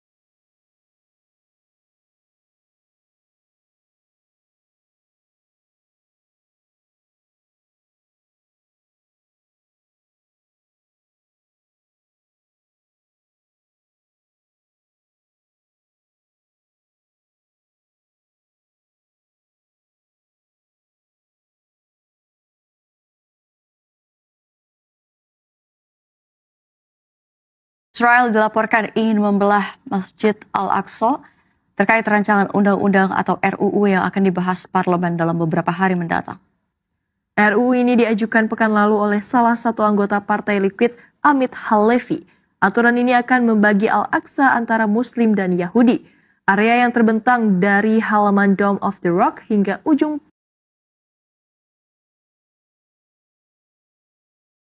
Waalaikumsalam warahmatullahi wabarakatuh. Ikut nongkrong kajian Gurunda sangat menyentuh dan sangat sempurna Gurunda. Buat yang di bawah Laskar Taiping, kalian the best. Lanjut Gurunda. Bang Jomar, pertanyaan selanjutnya kenapa mesti Bentar Bang Di, berhenti. Ini YouTube saya kok keluar. Kenapa bisa? Tunggu ya. Mungkin serangan Kenapa dikeluarin? Bentar. Enggak ada report kali Gurunda. Enggak. Kan. Jaringan kayaknya. Jaringan. Kok bisa gitu ya, Pak? Iya, bisa. Kalau YouTube nggak mungkin. Ini anggur. Afwan, Ya. Coba tengok. Ana harus turun ini. Gurunda ya. Bang Gimana, Dek? Handi, Afwan, Ana harus turun karena lagi ingin belajar Hebrew, lagi ada kelas. Oh iya. Kapan-kapan ajarin saya ya Ustadz Alif. Ya, kan aku masih ilmid juga, Iya. masih belajar. Iya, Ntar kalau Ustadz Alif udah mahir, baru kita belajar sama dia gitu. Oh gitu. Tapi memang satu poin ketika kenapa tadi Bang Handi menyampaikan bahwa mengangkat satu ayat, kenapa Al-Quran itu tadi mudah gitu kan ya? Kan karena sudah Allah janjikan sendiri juga di dalam Al-Quran disebutkan gitu. Ketika Allah sudah menjamin, Bismillahirrahmanirrahim, walaqad yassarnal Qur'ana lidzikri fahal mim mudzakir, kan gitu. Memang sudah Allah jaminkan ayatnya bahwa telah kami permudah atau kami mudahkan Al-Quran itu untuk diingat, dijadikan pelajaran, direnungi, dihafal. Nah itu nanti maknanya makin luas. Makanya terbukti Al-Quran itu mudah diingat, mudah dihafal, mudah dipelajari. Toh buktinya sampai-sampai ada istilah tahfidzul Quran, baik dari anak-anak sampai dewasa dan seterusnya. Karena memang Al-Quran itu mudah untuk diingat, mudah untuk dipelajari, mudah untuk dipahami. Nah, Al-Quran itu karena kalamullah yang suci, maka lebih mudahnya akan masuk ke dalam hati ketika hatinya juga itu disucikan dan dibersihkan. Makanya ketika anak-anak kecil itu yang hatinya masih polos, masih bersih ya, dia belajar menghafal Al-Quran, itu buktinya banyak sekali sekarang hafid Quran yang menghafal Al-Quran, mudah mempelajari, mudah baca, sampai kita banyak melihatlah di mana-mana faktanya. Itu karena memang mudah difahami sesuai dengan yang Allah janjikan.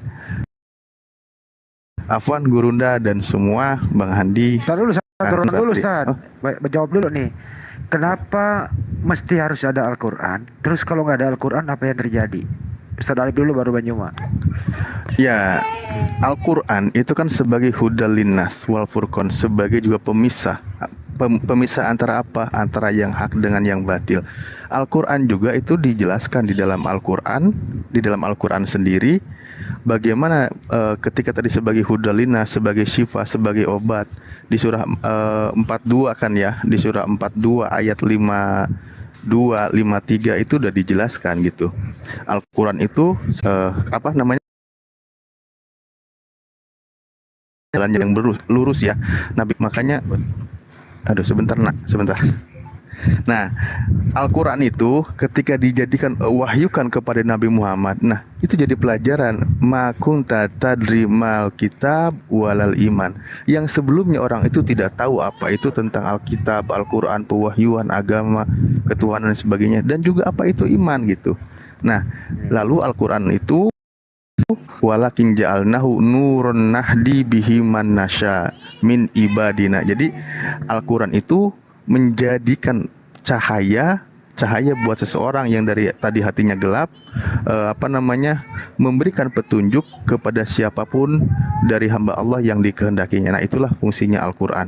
Tentu menjadi petunjuk kepada jalan yang lurus. Makanya Rasulullah sebagai petunjuk jalan yang lurus. Ayatnya innaka latahdi ila siratim mustaqim. Dan sesungguhnya engkau Muhammad Rasulullah SAW dengan Al-Quran inilah menjadi petunjuk atau memberikan petunjuk kepada jalan yang lurus. Itu Bang. Makasih. Oke, Bang Juma, kalau nggak ada Al-Quran apa yang terjadi Bang Juma? Ya, baik. Waduh, sangat menarik yang dipaparkan Dinda Alif.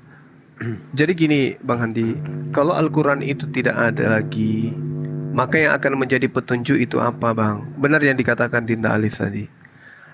Karena ajaran para nabi terdahulu itu dijelaskan, kemudian itu telah disembunyikan, dicampur adukkan dengan sesuatu yang tidak bersumber daripada pencipta langit dan bumi.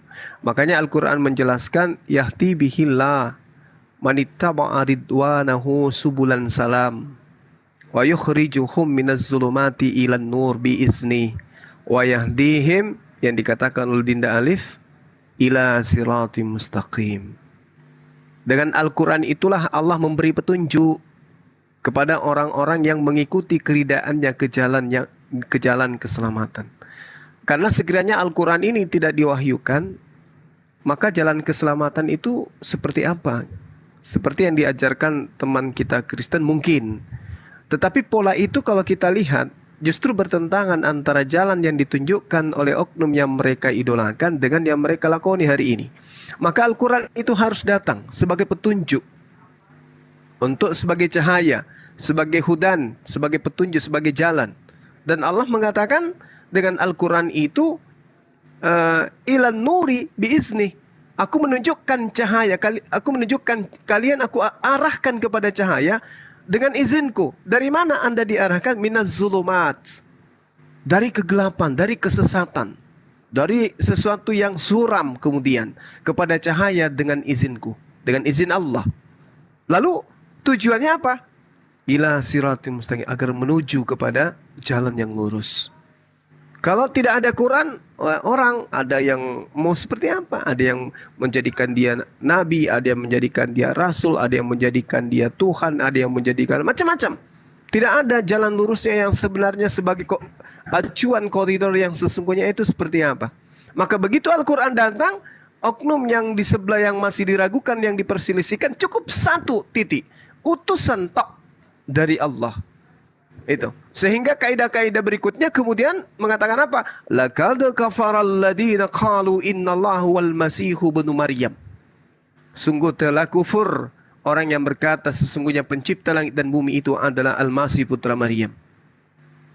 Nah, itulah yang kemudian kedatangan Al-Quran sekiranya tidak ada, maka umat Islam ini mungkin cenderung sama bergabung di kelompok teman-teman kita Kristen. Sekiranya Al-Quran itu nggak ada. Sekira begitu Bang Handi. Wabillahi taufiq wal hidayah. Ntar dulu dong, wal hidayahnya. Halo, selamat malam teman-teman. Nah, Malam, itu bro. ada teman kita. Silakan Bang Handi. Diatur. Ya, kita atur ya. Nanti Pak Kriston Diskusi nih. tanggapi ya. Ini sebenarnya Al-Quran ini itu mengoreksi, meluruskan atau seperti apa sih kitab-kitab sebelumnya Bang Juma? Kristen Gimana, Bang Kristen loh. Ini Al-Quran ini. Kristen dia. Kristen. Nanti dia tanggapi lah ini. Kan ini topiknya Oh. Gimana Bang Andi? Gimana Bang Andi? Oh, kalau topik itu saya mundur ya karena saya bukan ahli kitab gitu. Oh, Saya ya. cuman hadir di sini karena saya ingin bertanya. Oke, silakan bertanya, monggo. Iya, baik. Di sini sebagai saya Kristen ya, saya Kristen Katolik. Gedein dikit suaranya, Bang. Gedein dikit. Semangat. Ya, saya Kristen Katolik. Oke. Saya cuma Jangan. mau bertanya. Jangan juga teriak. Saya cuma mau bertanya teman-teman Ya. bahwa di dalam iman saya sebagai orang Kristen, Yesus itu sudah bangkit dan akan kembali di akhir zaman nanti. Nah, di sini tugasnya Yesus itu untuk menebus dosa kita, menjadi hakim adil untuk membedakan manusia yang berbuat jahat dan manusia yang berbuat baik di akhir zaman, sehingga orang-orang yang nanti sudah meninggal dalam kubur akan dibangkitkan untuk mendapat pengadilan di akhir zaman. Nah, menurut pandangan orang Muslim, teman-teman Muslim itu, Yesus itu akan datang kedua kalinya untuk membunuh babi ya, atau apa itu? Membunuh babi seperti itu ya. Mewatakkan Jadi salib lu. Iya. Seperti itu, teman-teman harus jelaskan yang Oke, sebetulnya baik, yang ditanggapi Bang Juma seperti langsung. apa. Sebentar, sini belum selesai. Oh, belum ya? Nah, iya. Karena dalam penglihatan saya ya teman-teman ya. Buset. Iya, saya pernah disantet itu pakai babi gitu. Mereka itu ilmu-ilmu sihir ya dulu-dulu itu ya orang-orang. Saya itu waktu itu meminta untuk orang mengerjakan rumah saya. Ya, mereka masang tehel di rumah saya. Tapi mungkin karena ketidakpuasan mereka, mungkin pembayaran pekerjaan mereka tidak puas, mereka mengirim santet kepada saya. Nah, mereka kirim santet ini berupa babi. Nah, di sini dalam mimpi saya, biarin aja nggak apa-apa. dalam mimpi saya, babi itu menggigit paha saya. Tapi ini Bang kanan. Juma tahu nggak tehel apa itu tehel? Taruh dulu Pak. keramik, Tahu. pekerjaan keramik gitu di rumah saya. Kampung Saya saya minta tidak mereka tehel kerja di rumah saya, tetapi pembayaran saya sudah oke karena kesepakatan awal ya, bahwa dibayarnya sekian. Mungkin karena ketidakpuasan mereka atas pembayaran saya, mereka mengirim santet itu dalam mimpi saya. Dalam mimpi saya melihat babi itu menggigit paha saya.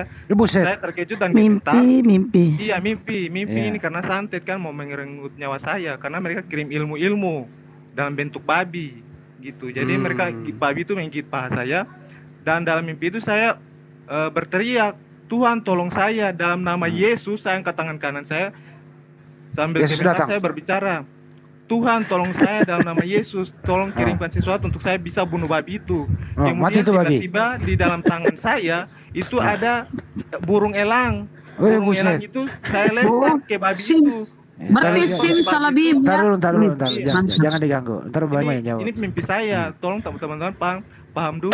Iya. Ya, jadi dalam tangan saya sudah tiba-tiba ada itu burung elang dengan cakarnya yang tajam, itu saya lempar ke si babi itu. Buset, berat. Dirobek itu tali perutnya. Mantap. Babi itu dirobek oleh burung elang itu, tali perutnya sampai keluar. Tiba-tiba saja babi itu sudah berubah menjadi manusia raksasa yang besar juga. Buset. Saya juga takut. Saya luga kedua ini. Iya, Taruh, dia jangan. berubah. Mimpi Jadi ini apa mimpi lagi? ini mimpi. Ini Mimpikah dirimu? Jangan nyanyi dong. Jadi dia berubah lagi menjadi raksasa yang besar. Saya semakin takut lagi, tetapi saya tetap dengan kepercayaan saya mengucapkan dalam nama Yesus, bantu saya lagi. Tiba-tiba Cukup ada dulu ya Bang, jangan palu. kepanjangan dong. Ini Udah ya. mimpi saya harus kerja cerita sampai selesai dulu gitu. Buset. Dalam tangan saya ada Poin-poin aja Bang, palu poin dari besar, mimpinya palu gitu loh. besar, palu seperti martelu, hamar, itu dalam tangan martelu. saya lempar lagi ke raksasa Oh, itu. ini orang Sampai Manado. tiba-tiba Raksasa. minta ampun. Iya, raksasa itu minta ampun. Asal bukan kau Tiba-tiba pukul ke keluargamu nggak apa-apa, lempar babi. Nggak apa-apa. saya lempar itu ke Lanjut. Biar. Biar dulu ya. raksasa itu berubah menjadi orang yang menyantai saya. Saya lihat mukanya, oh ini ternyata orang yang saya suruh untuk kerja tehel saya, pekerjaan rumah saya gitu. Jadi saya yakin bahwa sebenarnya kita dan Islam dan Kristen itu tidak perlu saling menghujat, tetapi yang kita kejar Ujung-ujungnya. kita itu Nggak apa-apa, nggak apa-apa. musuh kita adalah santet-santet, orang-orang yang masih kepercayaan dahulu-dahulu itu, masih kepada nenek moyang kita yang belum mengenal Tuhan. Bang, cukup ya, Bang. Ya, Bang Kriston cukup ya. Cukup ya. Iya, seperti Oke, jadi oke. santet-santet, setan-setan, iblis-iblis yang Iya, tapi jauh. berubah menjadi babi, berubah Oke, menjadi oke, Bang. Cukup ya, Bang. Kita udah dapat poinnya ya, Bang.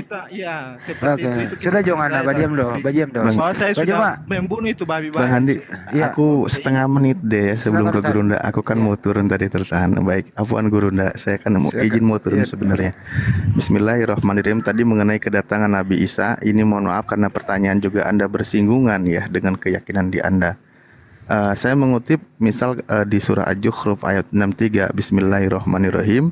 Walamma ja'a Isa bil bayyinat qala qad ji'tukum bil hikmah waliubayyina lakum ba'dal ladzi takhtalifuna fih fattaqullah wa atiuni kan gitu ya.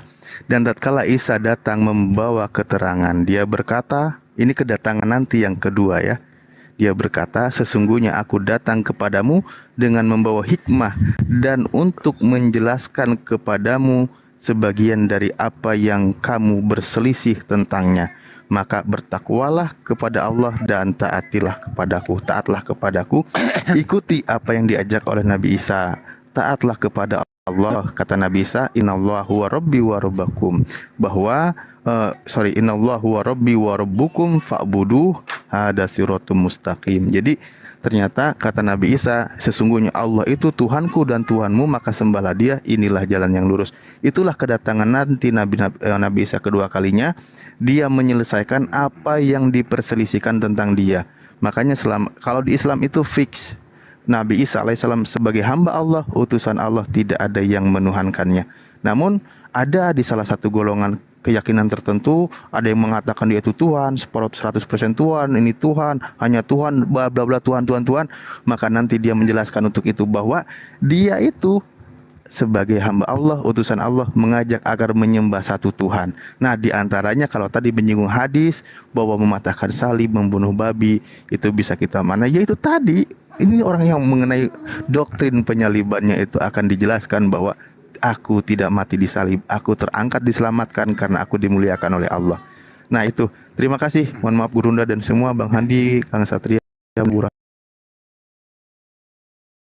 Sidik.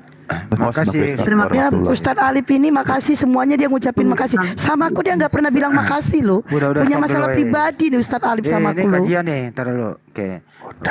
Bang Juma, kalau perkelahian antara babi dan elang itu ada raksasa, gimana menceritakannya Bang Juma? Jadi gini,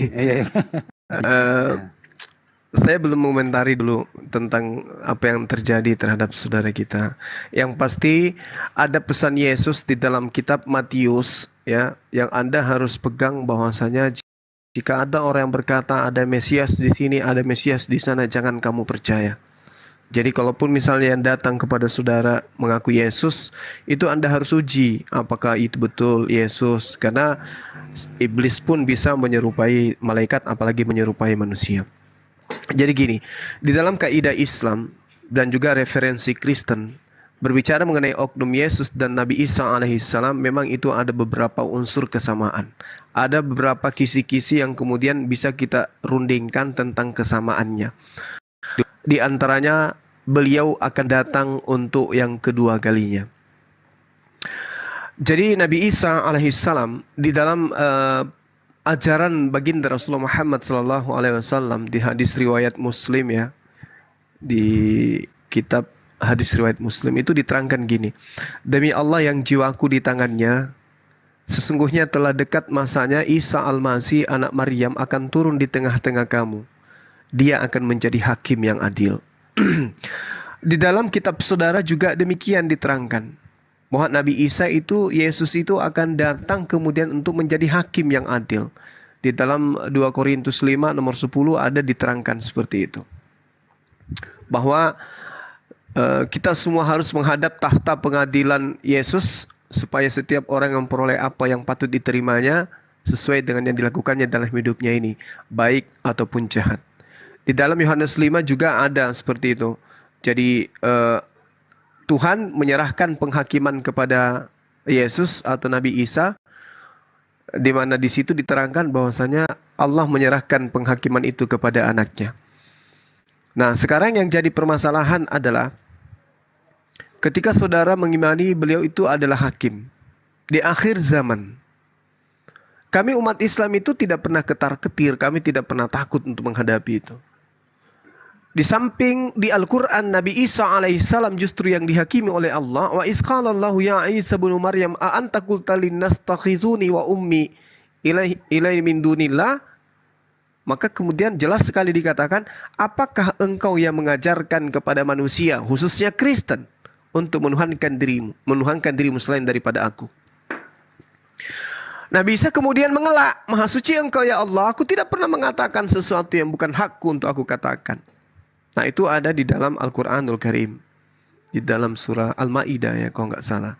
Kemudian sama seperti persis dengan apa yang dipesankan di dalam kitab saudara, ada juga muatan pesan seperti itu.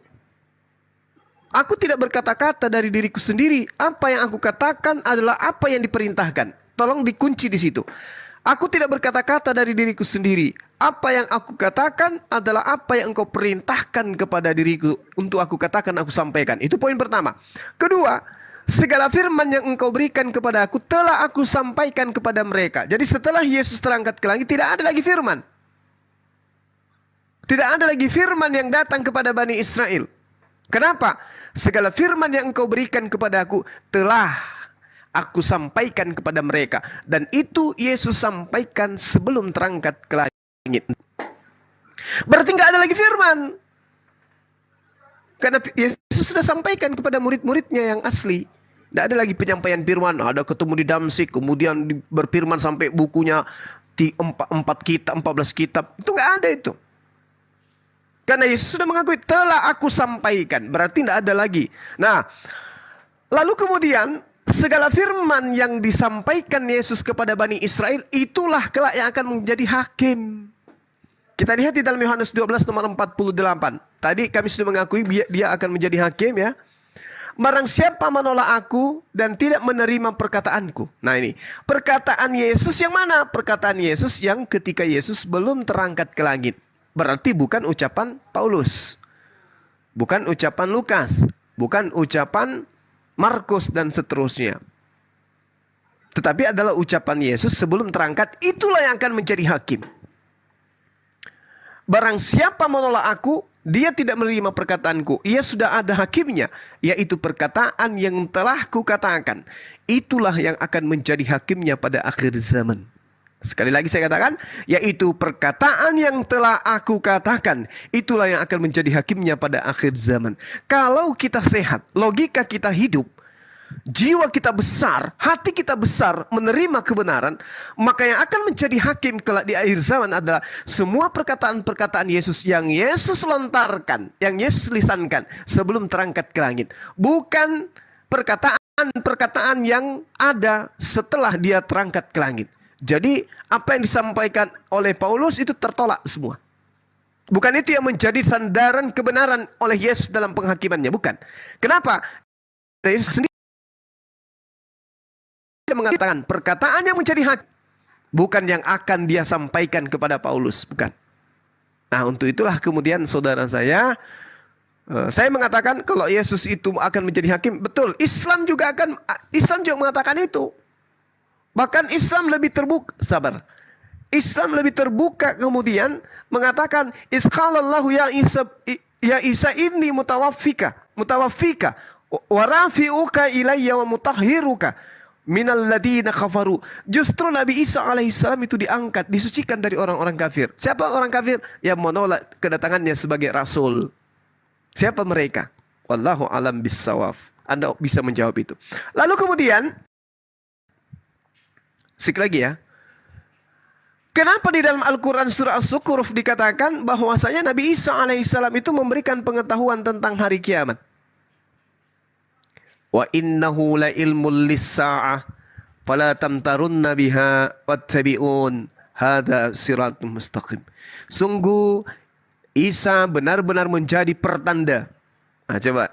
Isa benar-benar menjadi pertanda akan datangnya hari kiamat. Karena itu janganlah kamu ragu-ragu tentang kiamat itu, dan ikutilah aku, inilah jalan yang lurus. Nabi Isa alaihissalam menjadi pertanda akan datangnya hari kiamat.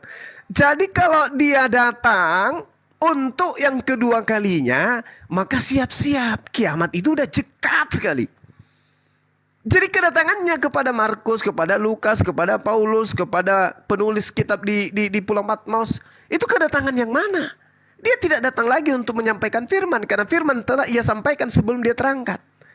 Nah, sedangkan di kitab saudara kalau kita melihat, ya 30 detik. Matius 24 nomor 27, sebab sama seperti kilat memancar dari timur dan melontar cahayanya sampai ke barat. Coba. Jadi kalau suatu hari, besok, lusa, atau kapanpun Anda melihat, kalau Anda sampai, Anda melihat ada cahaya memancar dari timur sampai ke barat, ya, memancar. Begitulah Nabi Isa datang, begitulah Yesus datang. Dengan adanya cahaya matahari dari pagi sampai sore petang hari, cahayanya bersinar dari timur ke barat yang terang, kemudian hanya satu matahari, tapi sedunia bisa melihat. Begitu pula kedatangan Yesus, seluruh dunia akan mengetahui kedatangannya yang kedua. Jadi bukan datang yang ucu-ucu, siapakah engkau Tuhan? Aku Yesus yang engkau aniaya. Bukan itu, itu bukan Yesus. Kedatangan Yesus yang kedua laksana matahari. Semua alam semesta akan semua alam semesta akan tersadarkan, semua alam semesta akan terbangunkan dan melihat. Wow, Nabi Isa datang untuk dua kalinya. Tanda kiamat sudah sangat dekat. Jadi bukan yang unyu-unyu rebah ke tanah lalu mengatakan siapakah engkau Tuhan. Bukan itu. Kedatangan yang keduanya seperti matahari yang bersinar dari mana? Dari timur sampai terlontar cahaya sampai ke barat. Itu tanda kiamat. Jadi kalau Anda mengatakan aku mimpi ketemu Yesus begini-begini, ingat di dalam Matius 7. Siapakah mereka yang diusir? Yang bernubuat, yang mengusir setan, yang bermujizat. Dan dalam mimpi Anda bermujizat. Di dalam mimpi Anda mengusir setan. Itu tanda-tanda orang yang diusir oleh Yesus. Enyahlah daripada aku, engkau semua pembuat kejahatan. Nah, Anda posisinya sekarang adalah menuhankan beliau. Ketika beliau datang menghakimi, Anda berada di mana kira-kira? Kiri apa kanan? Karena yang akan menjadi hakimnya bukan surat-surat Paulus. Barang siapa yang berkata dengan mulutnya Yesus itu adalah Tuhan, maka dia akan diselamatkan. Bukan itu. Itu adalah perkataan yang muncul belakangan, yang Yesus tidak pernah ajarkan. Yang menjadi hakim adalah perkataan-perkataan Yesus yang dia katakan sebelum dia terangkat. Cari perkataan itu. Mana perkataan itu? Kata Al-Quran sudah disembunyikan. Al-Quran yang mengatakan itu. Kata-kata itu sudah disembunyikan, kata Al-Quran. Maka tidak ditemukan. Untuk itulah Al-Quran datang menjelaskan semua kaidah yang ada, yang kemudian tertera di dalam Al-Quranul Karim. Saya kira begitu, Bung. Dari saya mungkin ada tambahan dari saudara kita yang umat Islam yang lain, silakan. Silakan ditanggapi, Kriston.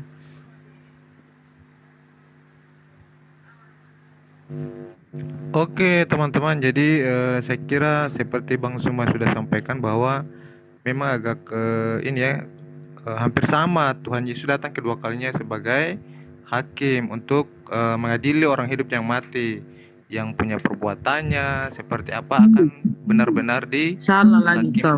perbuatannya, ya. Jadi saya akan baca satu Injil ya untuk teman-teman, untuk menjadi referensi kita juga dalam umat Kristen. Mungkin teman-teman mau percaya juga atau tidak, tetapi saya akan bacakan saja. Satu ayat aja Pak, jangan satu Injil banyak.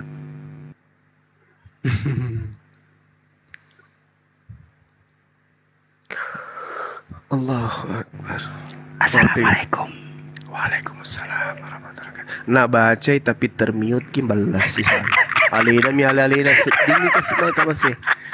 Kita jian dengar ki sendiri Bapak. Tidak nak dengar kita manta di bawah.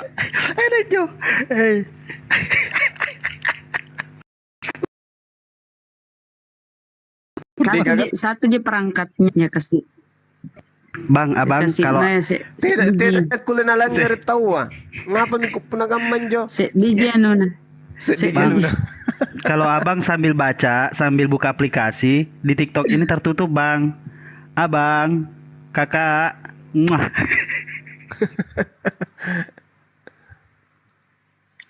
Wih, man rasa Aduh, kasih nah. Man rasa kasih.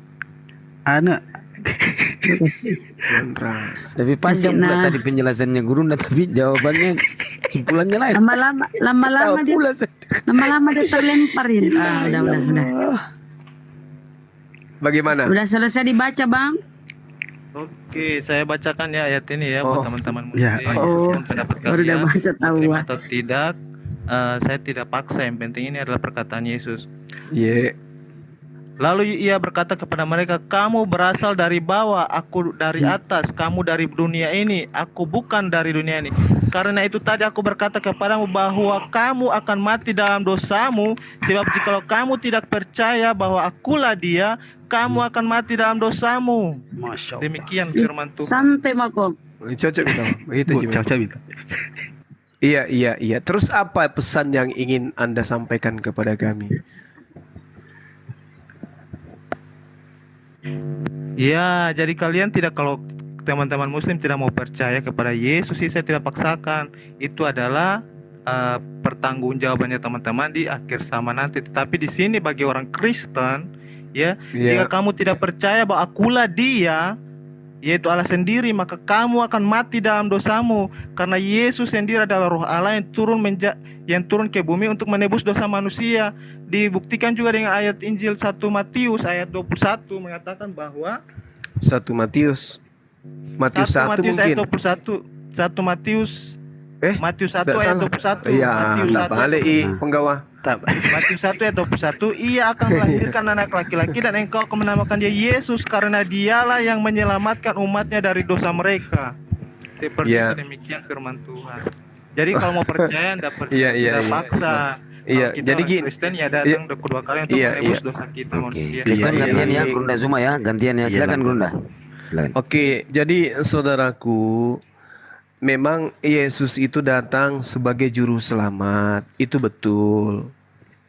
Jadi dia datang bukan sebagai juru sesat, tapi juru selamat. Yang masalah sekarang ketika Anda salah mentafsirkan perkataan-perkataan itu.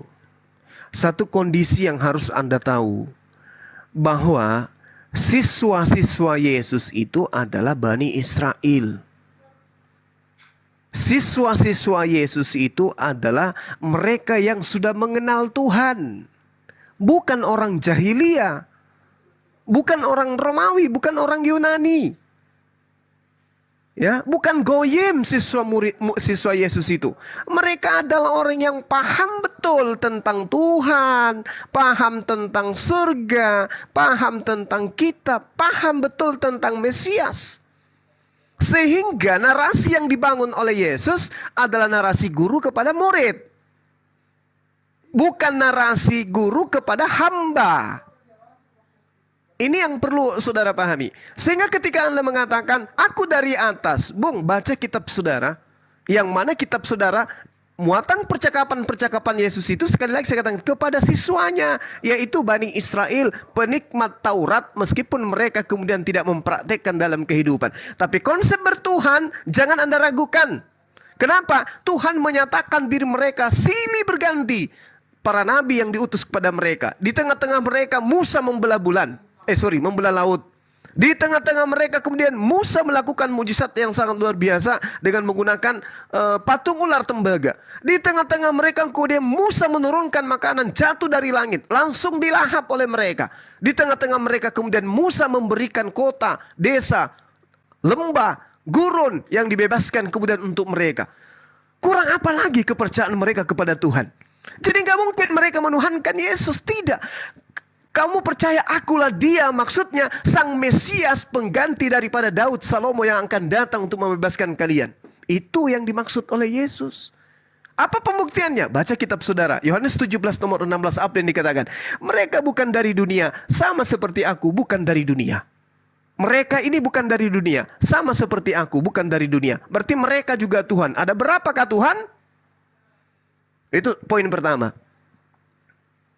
Kemudian ketika saudara mengatakan telah lahir juru selamat yang akan menyelamatkan. Memang betul.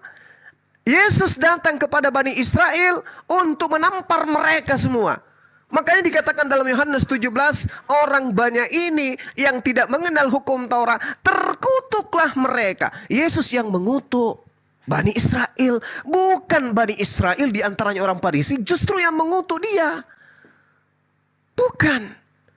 Yesus mengatakan, aku menguduskan diriku. Itu jelas di dalam Yohanes 7 dikatakan di situ, di data nomor 19. Aku menguduskan diriku,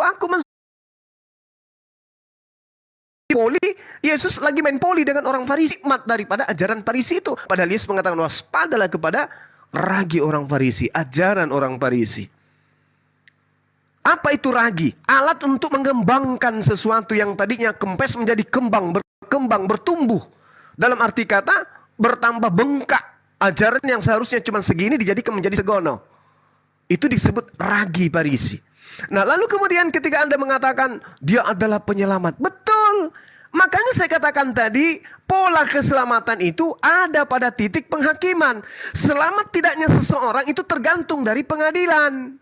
Kalau pengadilannya mengatakan bersalah, seperti apapun mulut kita berkuar-kuar, saya tidak salah, saya tidak menjadi terdakwa, saya tidak menjadi tersangka ini. Tapi kalau pengadilan mengatakan you bersalah, penjara. Kalau Yesus mengatakan you neraka, penjara. Engkau semua pembuat kejahatan, neraka berarti. Kurang apa lagi data ini? Yohanes 12 nomor 48. Barang siapa menolak aku dan tidak menerima perkataanku, ia sudah ada hakimnya, yaitu perkataan yang telah kukatakan kepada mereka. Itulah yang akan menjadi hakimnya pada akhir zaman. Amin. Amin dalle. Jadi kalau kemudian Anda mengatakan juru selamat, tapi kan tiketnya ada, Bung. Resepnya ada. Anda sakit kepala, minum Kalpanax. Minum Bodrex. Ada resep. Apa itu? Perkataan Yesus. Kalau keluar daripada kaidah perkataan Yesus, mampus kita. Yesus mengatakan, hidup kekal itu adalah mereka mengenal engkau satu-satunya Tuhan yang benar dan mengenal aku yang engkau utus. Yesus dikenal sebagai apa supaya mendapatkan hidup kekal? Sebagai utusan. Nah sekarang Anda uji diri Anda depan kaca. Menurut aku, Yesus itu apa? Yesus itu Tuhan. Sesuai enggak resepnya yang dikasih Yesus? Tidak. Celaka itu, Bung. Masuk ke cermin lagi, tanya lagi. Yesus itu Tuhan yang datang dalam rupa manusia atau bukan? Tanya Yesus. Anda mengatakan, iya, dia adalah Tuhan yang datang inkarnasi menjadi manusia. Tanya kepada Yesus, wahai Yesus, betulkah engkau adalah Tuhan yang datang dalam rupa manusia? Jawab Yesus, tidak. Di mana itu dia jawab? Yohanes 8:42. Aku datang bukan atas kehendakku sendiri. Berarti pada mulanya aku bukan Tuhan. Tuhanlah yang berkehendak sehingga aku mengatakan, aku tidak datang atas kehendakku sendiri. Berarti kita kena delik pasal sekian, penjara sekian, kekal di neraka. Jadi Yesus memang juru selamat bagi mereka yang mendengarkan perkataan atau firman yang Yesus terima dari Tuhannya. Nah sekarang yang menjadikan Anda menjadi penyembahnya dia adalah firmannya Paulus. Nah, jadi coba kita takar diri kita sebelum kita masuk ke liang lahat. Demikian, silakan. Silakan ditanggapi Bang Kriston. Kasih sedikit dalil ya. Oke, jadi seperti kasih- itu luar biasa. aku kasih apa yang sedikit dikatakan dalil. Bang Suma itu memang Bentar Bang. Aku kasih dulu sedikit. Mohon maaf, aku kasih sedikit data ya. Kata Yesus kepadanya gini ya, ketika perempuan Samaria, ketika Yesus berjalan dan kemudian Yesus haus, dia singgah ke sebuah sumur ya. Dan datanglah perempuan Samaria bertanya, apakah engkau ingin menimba Tuhan? Ya, Tuhan ingin menimba, tapi aku enggak ke situ. Aku sini kasih datanya ya. Kata perempuan itu ya, sebentar. Kata perempuan itu kepadanya, Tuhan, ini Tuhan di originalnya Tuhan ya. nyata sekarang padaku bahwa engkau seorang nabi. Ini yang sejaman dengan Yesus ya. Kemudian mereka bercakap lagi ya, tapi aku langsung ke Yohanes 25 ya, Yohanes 4:25. Jawab perempuan itu kepadanya, aku tahu bahwa Mesias akan datang yang disebut juga Kristus. Apabila ia datang, ia akan memberitakan segala sesuatu kepada kami. Kata Yesus kepadanya, akulah dia yang sedang berkata-kata dengan engkau. Jadi maksud di situ di Bibelmu itu akulah dia, ya akulah ini Mesias. Akulah dia yang sedang berkata-kata dengan engkau. Ini jadi jangan kamu katakan kalau Yesus berkata akulah dia itu Tuhan, enggak. Ini perbincangan Yesus dengan orang Samaria, perempuan Samaria ya. Nyatalah padaku, ini akulah dia yang sedang berkata-kata. Ya, perempuan ini berkata bahwa Mesias akan datang yang disebut juga Kristus. Apabila ia datang, ia akan memberitakan segala sesuatu kepada kami.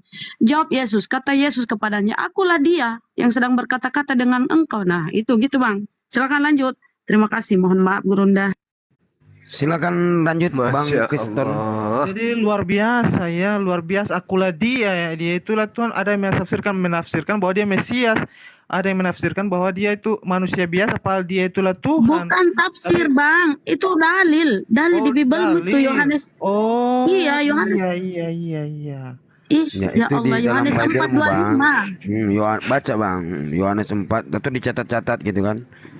Silakan lanjut Kristen. Iya, jadi seperti itu teman-teman. Jadi dari pengalaman mimpi saya ya, dari pengalaman mimpi saya bahwa memang nama Yesus itu mujizat sekali ya. Saya bisa membunuh babi hanya dalam mengangkat tangan dan berkata bahwa Yesus, darah Yesus yang berkuasa, tolong bantu saya. Dan ada mujizat bahwa ada burung elang yang saya lemparkan ke babi itu, mencakar tali perutnya dan keluar tali perutnya dan dia mati. Tapi mukanya Yesus bagaimana tuh? Penasaran mukanya Yesus gimana coba? Sebelum saya bersaksi mengenai penglihatan mimpi saya ini, saya sudah pernah melihat Tuhan saya sendiri. Anda mau percaya atau tidak? Gimana mukanya itu? Apa dia bule? Apa dia kribo? Apa dia sipit matanya? Silakan. Berbicara aja sesuai data Bang. Kok berbicara sesuai mimpi? Data-data aja yang dibawa. Nanti kalau Abang menjadi saksi kan? Iya, kita berbicara data bukan mimpi. Secara fisiknya saya kasih tahu saudara, saya bermimpi 2 kali bertemu dia. Mau 1000 kali Abang itu mimpi. Dan 1 kali saya bertemu dia secara nyata di dalam dunia ini. Banyak orang yang bermimpi Bang. Ya, ini kesaksian saya. Nah sekarang kalau saya mimpi contoh, atau tidak, saya tidak paksa. Sekarang kalau saya mimpi contoh, mimpi saya, dengar dulu. Saya tidak memaksa Anda mempercayai mimpi saya. Iya makanya. Kesaksian saya yang Anda mungkin mau mendengar atau tidak terserah. Yang penting saya mau berbagi di room ini. Iya, mimpi Bang sekarang gini. Anda tidak bisa menanggapi mimpi saya gitu atau kesaksian saya, karena kesaksian ini Anda mau percaya atau tidak itu nanti terserah. Ya, iya mimpi. Sekarang kalau saya mimpi saya tarik Yesus gimana Bang? Saya tarik Yesus bawa ke neraka itu mimpi saya. Nah ini contoh, Maka ini kan mimpi Bang. Kita kan berbicara di sini kan nyatanya yang kita berbicara data itu loh. Ya, saya ini kan mimpi. Waduh. Ini adalah mimpi yang. Iya nantilah Abang cerita di istri Abang gitu kan, ibu Abang gitu kan. Gitu. Jangan ke istri saya, tetapi saya sudah pernah berbagi di room sebelah Minggu Jumat kemarin. Sekarang Abang waktu Abang mimpi melihat nggak foto Yesus? Lebih lanjut. Ya abang mimpi. Abang gambarnya Yesus abang tahu nggak rupanya? Wow, dia sangat tampan, sangat tampan. Di foto-foto itu yang mana Bang kira-kira? Di foto-foto itu yang terpampang di mana? Yang mana kira-kira? Kalau di Indonesia bukan yang berarti bukan yang di Yesaya 53 ya. Anda si buruk rupa itu ya. Dulu baru Anda bisa menanggapi lebih lanjut. Gugur berarti Yesaya 53 ya. Bisa mendengarkannya dulu ya. Supaya Anda bisa mendengar kesaksian dulu mengenai mohon maaf sih dulu ya. Oke teman-teman, ini juga disiarkan secara langsung di YouTube saya, Muala Permanen TV. Soalnya lagi ngejar ini jam tayang. Ya teman, saksikan juga YouTube saya Muala Permanen TV, dan ini disiarkan juga secara langsung di YouTube saya Muala Permanen TV. Oke lanjut. Oke, jadi teman-teman saya mau cerita dulu mengapa saya bisa bertemu Yesus ya. Mengapa? Iya udah Bang. Udah tadi udah diceritain kan tadi. Ya, itu Abang bantah aja data yang ada, yang tadi guru butuh data di sini, tapi iman saya mengubah saya. Bang, sekarang Abang ini posisi di Indonesia. Foto Yesus yang di Indonesia ini yang tersebar seperti apa Bang? Sipit, matanya sipit. Nah, sekarang kalau abang posisi, kalau orang yang bermimpi di Cina, posisi Yesus itu apa lagi? Matanya sipit. Sebentar bang ya, saya dulu cerita. Nah, terus yang mana yang benar ini mimpi-mimpi? Anda bertanya, kalau Anda memotong-motong kesaksian saya, tidak akan selesai melihat ini debat rupaku kita saja, gini, engkau tidak Anda akan dengar saja mampu. dulu, baru saya selesaikan dulu kesaksian saya, baru Anda mau Jadi, bertanya, kita saya mau akan gambarkan menjawab. Tadi kan Kalau Yesus itu selesai seperti minimal gimana? bagaimana? Iya, saya tadi menjawab kan Anda. udah bang, udah Banyak panjang kali abang kesaksian ceritakan saya mimpinya. Sebelum saya bermimpi itu, saya dari umur 7 tahun saya sudah bertemu Yesus. Aduh. Saya sekarang sudah berumur 38 tahun. Iya. Sudah berapa tahun yang lalu. Maka Iya. saya akan kembali kesaksian saya 2 kali Murid mimpi saya Luga ini dalam bisa hidup. ketemu Yesus, murid Luga. Dan 1 kali saya bertemu nyata dalam waktu saya berumur 7 tahun. Ya, silakan. Terus, tahun. terus. Bermimpi saya berpasang KL itu saya sudah SMA. Jadi ada tiap tahun saya bertemu terus dalam mujizat-mujizat Tuhan. Jadi engkau harus percaya itu. Engkau mau tidak percaya juga tidak apa-apa. Anak saya udah SMA belum pernah mimpiin Yesus. Bersaksi. Oke. Sekarang abang mau bilang kita percaya dalam mimpi. Sekarang misalnya contoh, istri abang saya mimpi. Ya, misalnya ini contoh nih. Saya hanya menceritakan kesaksian saya dulu, baru Anda potong. Iya. Kenapa saya bisa bertemu Bentar. Misalnya istri abang nih saya mimpi nih selingkuh sama saya ceritakan ke abang. Abang percaya? Aduh, masalah mau percaya. Nah, percaya, ini kan mimpi bang. Kita berbicara nyata nih. Kita kan Iya, berbicara nyata, fakta di mana Yesus mengatakan dia itu Allah. Di mana dalilnya? Tapi nggak mesti mimpi selingkuh. Ini mimpi saya. Anda jangan Ya menyanyikan. sekarang kau bangunlah. Ya ampun. Bangun dari mimpimu. Iya. Kamu selalu Iya. mimpi bangun. Sekarang Tidurmu datanya mana? terlalu Misalnya miring, gini, Bang. bangun. Misalnya gini. Tidurmu terlalu miring, bangun. Di mana data Yesus mengatakan dia itu Allah dan sembahlah aku kayak gitu, atau Yohanes 5:30 kehendak Bapa yang mengutus dia itu di mana mengatakan kepada Yesus kepada kalian ini sembahlah Yesus gitu. Di mana kehendak Sang Pencipta ini mengatakan Itu saya. no, gimana sih? Coba dengarkan dulu orang punya kesaksian. Iya. Tadi kan sudah Berapa panjang menit lebar kira-kira, Bang? tuh. Belum ini. Berapa menit? Oke. Berapa menit kira-kira? Tahun saya Berapa bertemu menit? Yesus itu. Iya, biarkan beliau cerita Iya. dulu. Nah, Gimana silakan. ceritanya, Bung? Gimana ceritanya? Iya, jadi untuk ketahuan teman-teman Bang Juma muslim ini bahwa saya setiap bertemu kali Yesus itu minggar ya. pada waktu saya umur SD Iya, ya. seru-seruan. SD umur sekitar kelas 2 SD. Itu saya sudah ketemu Yesus 2 kali saya ketemu dalam mimpi. Dia udah tua sekarang. Beliau datang dalam kisah nyata. Oke. Saya tanya, bagaimana Anda tahu bahwa Dulu saya Anda bertanya. Begitu Anda mengerti tidak? Ale nama kena biarkan. Iya, masih sekolah. Itu Pak mau gimana? Iya juga ya. Aduh, Anda saya belum sampai ya. Egois benar ini orang. Ya udah. Kami semua diam. Waktu Anda 3 menit. 3 menit kalau pendek. Kehidupan kita bukan 3 menit. Kehidupan 31 kalau 24 Saudaraku, Tiga hari yang kamu ceritakan ini mimpi kamu. Iya. Ya, masa kamu mau giring kita ke mimpimu? Di gereja boleh kamu bersaksi, tapi di sini sesingkat-singkatnya intinya saya bermimpi pernah menggaplek dengan Yesus. Itu aja, nggak usah terlalu panjang. Intinya aja gitu loh. Dari mimpi Anda ketemu Yesus, Anda disisirin rambutnya, Anda dikecup di bibir dan seterusnya. Itu aja. Intinya aja. Kami tidak mau mendengarkan seperti di gereja. Silakan. Oke. Biarkan Ya. Iya. Teman yang muslim Rumit ya. yang tidak sombong, tidak rendah hati kepada Allah yang semesta. Iya, Iya, sayang. Teman-teman ya. Teman-teman, jadi Wih, nyaman tahun itu kenapa saya bisa bertemu Yesus karena memang waktu itu bapak saya itu kejam sekali. Bapak itu bapak saya ini yang lahir Terus. beliau kejam sekali. Bale-bale ini. Dia tiap hari memukul saya karena nakalnya saya. Nakalnya saya gitu. Bale-bale. Tiap hari saya dipukul, dirotani, harus begini, harus begini. Ya, dirotani. saya mau ingat dulu sehingga saya cerita itu jelas gitu loh. Kalau kalian begitu berkotek seperti ayam tidak jelas, saya juga menceritakannya tidak jelas juga. Anda berkotek seperti ayam tidak jelas, kita juga tidak jelas menjelaskannya. Jadi Anda kalau sudah umur dewasa sedikit lah dalam diskusi. Room ini dilihat oleh 1.000 orang loh. Enggak, masalahnya Anda cerita mimpi. Kita ini bukan anak-anak TK yang mau didongengin dengan mimpi. Inti-intinya aja.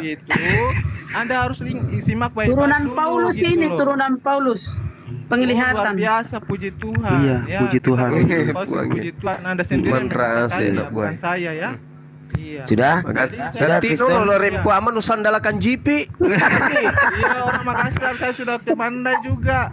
Saya pernah ke Mandai juga. Dekat rumah. Kelak Bakang udah pernah Kelak Bakang.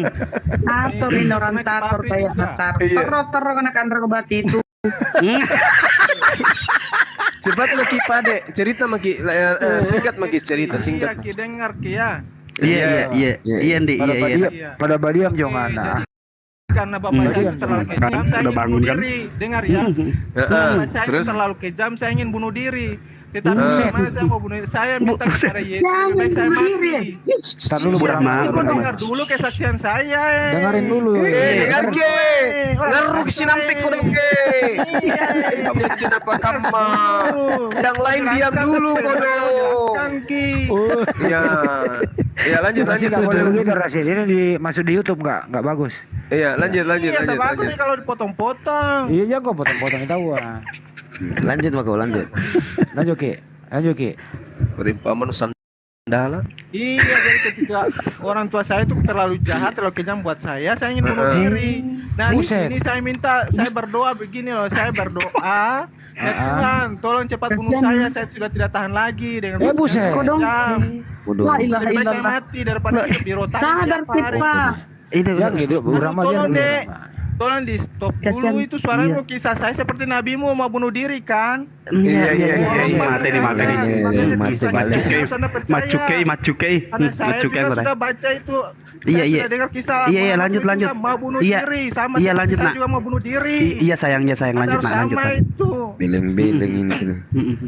Iya nak, lanjut. Jadi begitu karena Iya. bapakku itu terlalu kejam, maka saya minta bunuh diri. Empat kali sudah diulang. Bapakku kejam, aku dirotani. Jangan terlalu dipotong-potong supaya saya jelaskan terus sampai selesai Mi. Majalah ada sih Pak anak. Kayaknya ini bukan mimpi, ini cerita dia nih. Ya, Makanya terus. ini kisah saya mengapa mau bunuh diri supaya Yesus datang kepada saya. Makanya Anda simak baik-baik. Iya, Ini bukan mimpi. Niat saya mau bunuh diri karena bapak saya terlalu kejam. Mengerti tidak? Itu bukan mimpi. Tapi kenyataan bapak saya terlalu nakal, terlalu kuat. Saya mau bunuh diri. Dan enam kali. Tuhan Yesus lebih baik 6 kali. Kenapa cerita bapaknya? Kenapa cerita bapaknya? Biar kita Jangan lagi kau potong-potong nanti terganggu konsentrasiku. Iya. Ada kesimpulan itu malas. Kasih turun semua dulu ini yang ketawa ini, kasih turun dulu. Orang ini Orang kita lagi nih, setengah mati orang atur napas cerita kalian ketawa. Tahu ke orang Maluku nih darah Iya. Lanjut lagi saudara. Iya. Jadi begitu saudara-saudaraku, aku ini ingin bunuh diri sebenarnya karena juga. Sampai di bapak nu, lanjut Jangan mau. diganggu lah, dengerin dulu lah. Diam dulu itu. Aduh, mengerti Ya kata itu emang ibu-ibu. Ya itu emang ibu-ibu itu teman-teman. Aduh. Kita ulang dari awal nih. Jangan diulangi dari awal.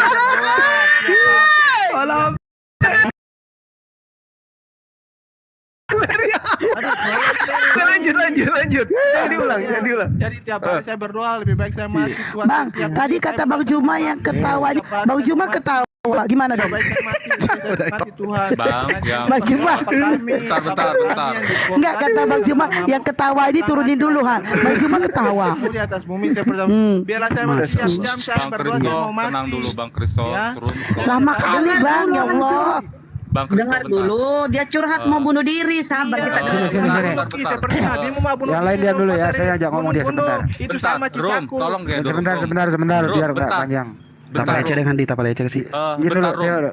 Di sini kita ada mendengarkan kesaksian. Alangkah baiknya ini menyempatkan seperti saudara Samuel mendengar kesaksian dia. Mungkin kita bisa memberi kebenaran penerangan menurut kita kepada Kristo. Jadi ya udah dulu Pak Theodor, ntar saya ngomong sama dia. Kristo. Iya Bang, selamat malam. Ya, sehat-sehat Jiki, sehat-sehat. Sehat-sehat. Ya oke. Ya, oke, bagus. Terus masih bermimpi kah? Dari awal atau mulai dari Jangan. Mati nih. Jangan dari awal. Yang saya tanyakan saja. Yang saya Lemparkan ini tanyakan. HP ku nanti kok dari awal lagi. Yang saya tanyakan saja kau jawab. Jadi begini Nah, teman-teman. ntar dulu saya tanya dulu baru kau jawab. Bagaimana saya belum cerita selesai sudah ada pertanyaan Mi. Iya, saya udah tahu mimpimu. Nanti Kau pertanyaan yang masuk. Kau bermimpi pakai sempak atau tidak? Apa itu sempak? Saya kurang ngerti itu sempak. Cara dalam, saksi. Cara dalam. Cara dalam. Cara dalam. Oh. Di usia berapa kalau umur Mati nih. saya belum pakai sempak. Dede. Oh, betul 7 tahun. Waktu itu kau kencing kah atau tidak di tempat tidur? Tidak. Oke. Terus waktu kau tidur itu di kamar apa di bawah pohon?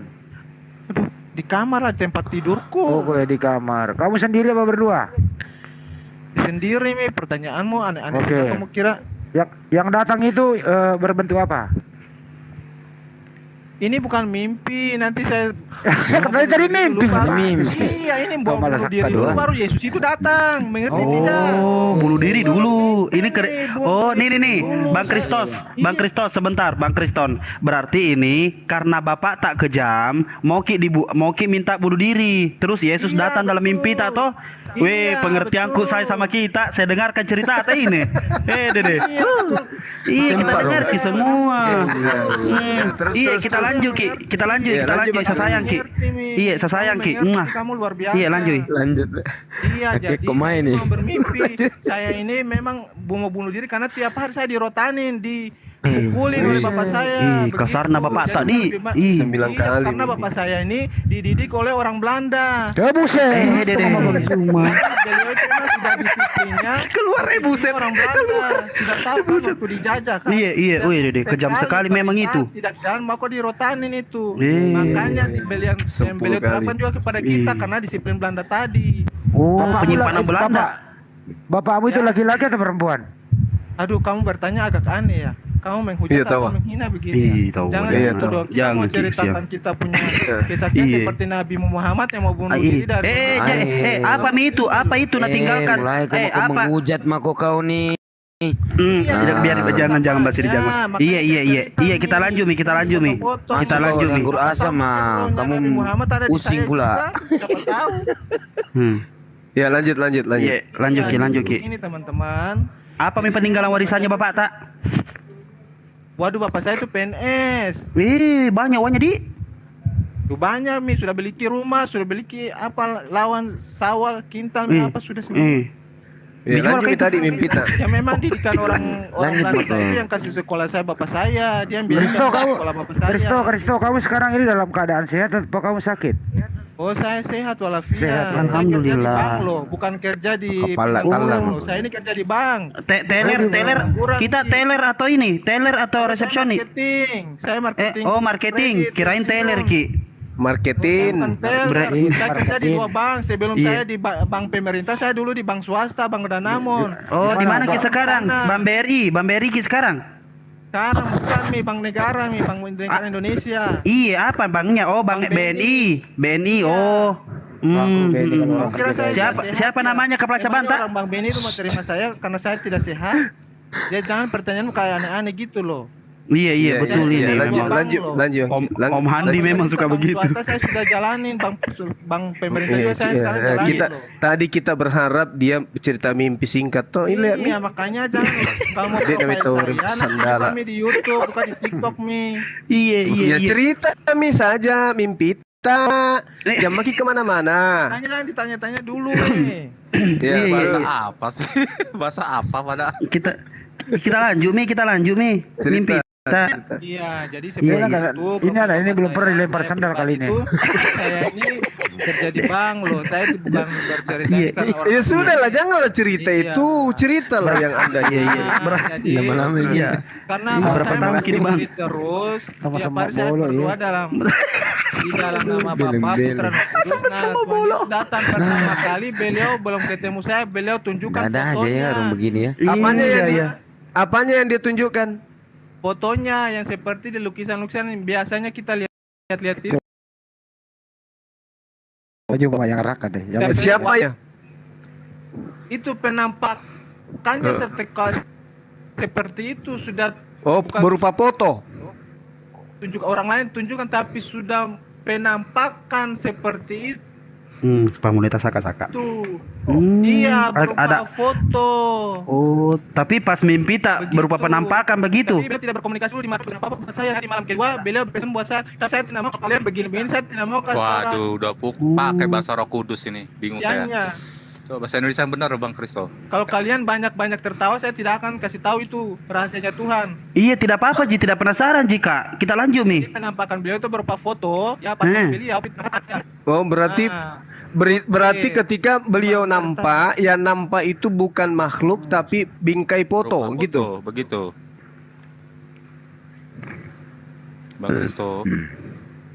Iya, yang saudara lihat itu bingkai foto. Bukan bingkai fotonya, tapi fotonya yang ada Yesus itu yang penampakan buat saya warnanya tapi memang pas fotonya. Oh, pas foto yang muncul dalam mimpi. Itu pas fotonya enggak berkedip-kedip matanya, enggak? Iya, seperti itu. Horor berarti horor. Mau katanya, saya tanya sedikit. Waktu tadi rotani sama bapak tak pernah kena kepala tak? Bahasa apa itu? Coba atau di belakangnya sedikit. Di badan Ji tidak pernah Ji kena kepala sarap-sarap begitu. Tidak Ji, senggol Ji sedikit. Tidak nak itu bahasa apa? Tidak nak kena Ji pala tak? Tidak Ji. Enggak. Oh, aman jadi. Iya, terus mimpi pertama berupa foto. Fotonya berkedip-kedip matanya. Terus mimpi kedua bukan berkedip matanya, cahaya badannya itu yang keluar warna kuning. Jeli-jeli matana. Oh iya, mungkin lampu disco ya. Terus mimpi kedua?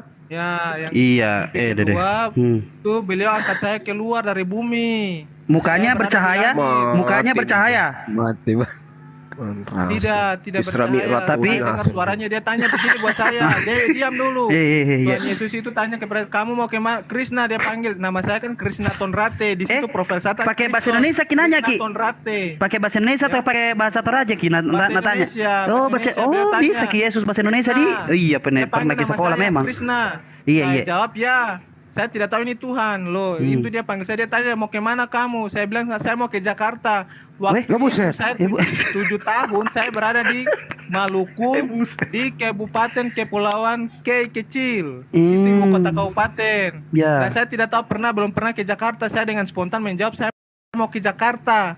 Mau ke apa di Jakarta? Tapi beliau tidak bawa saya ke Jakarta. Beliau angkat saya keluar dari bumi.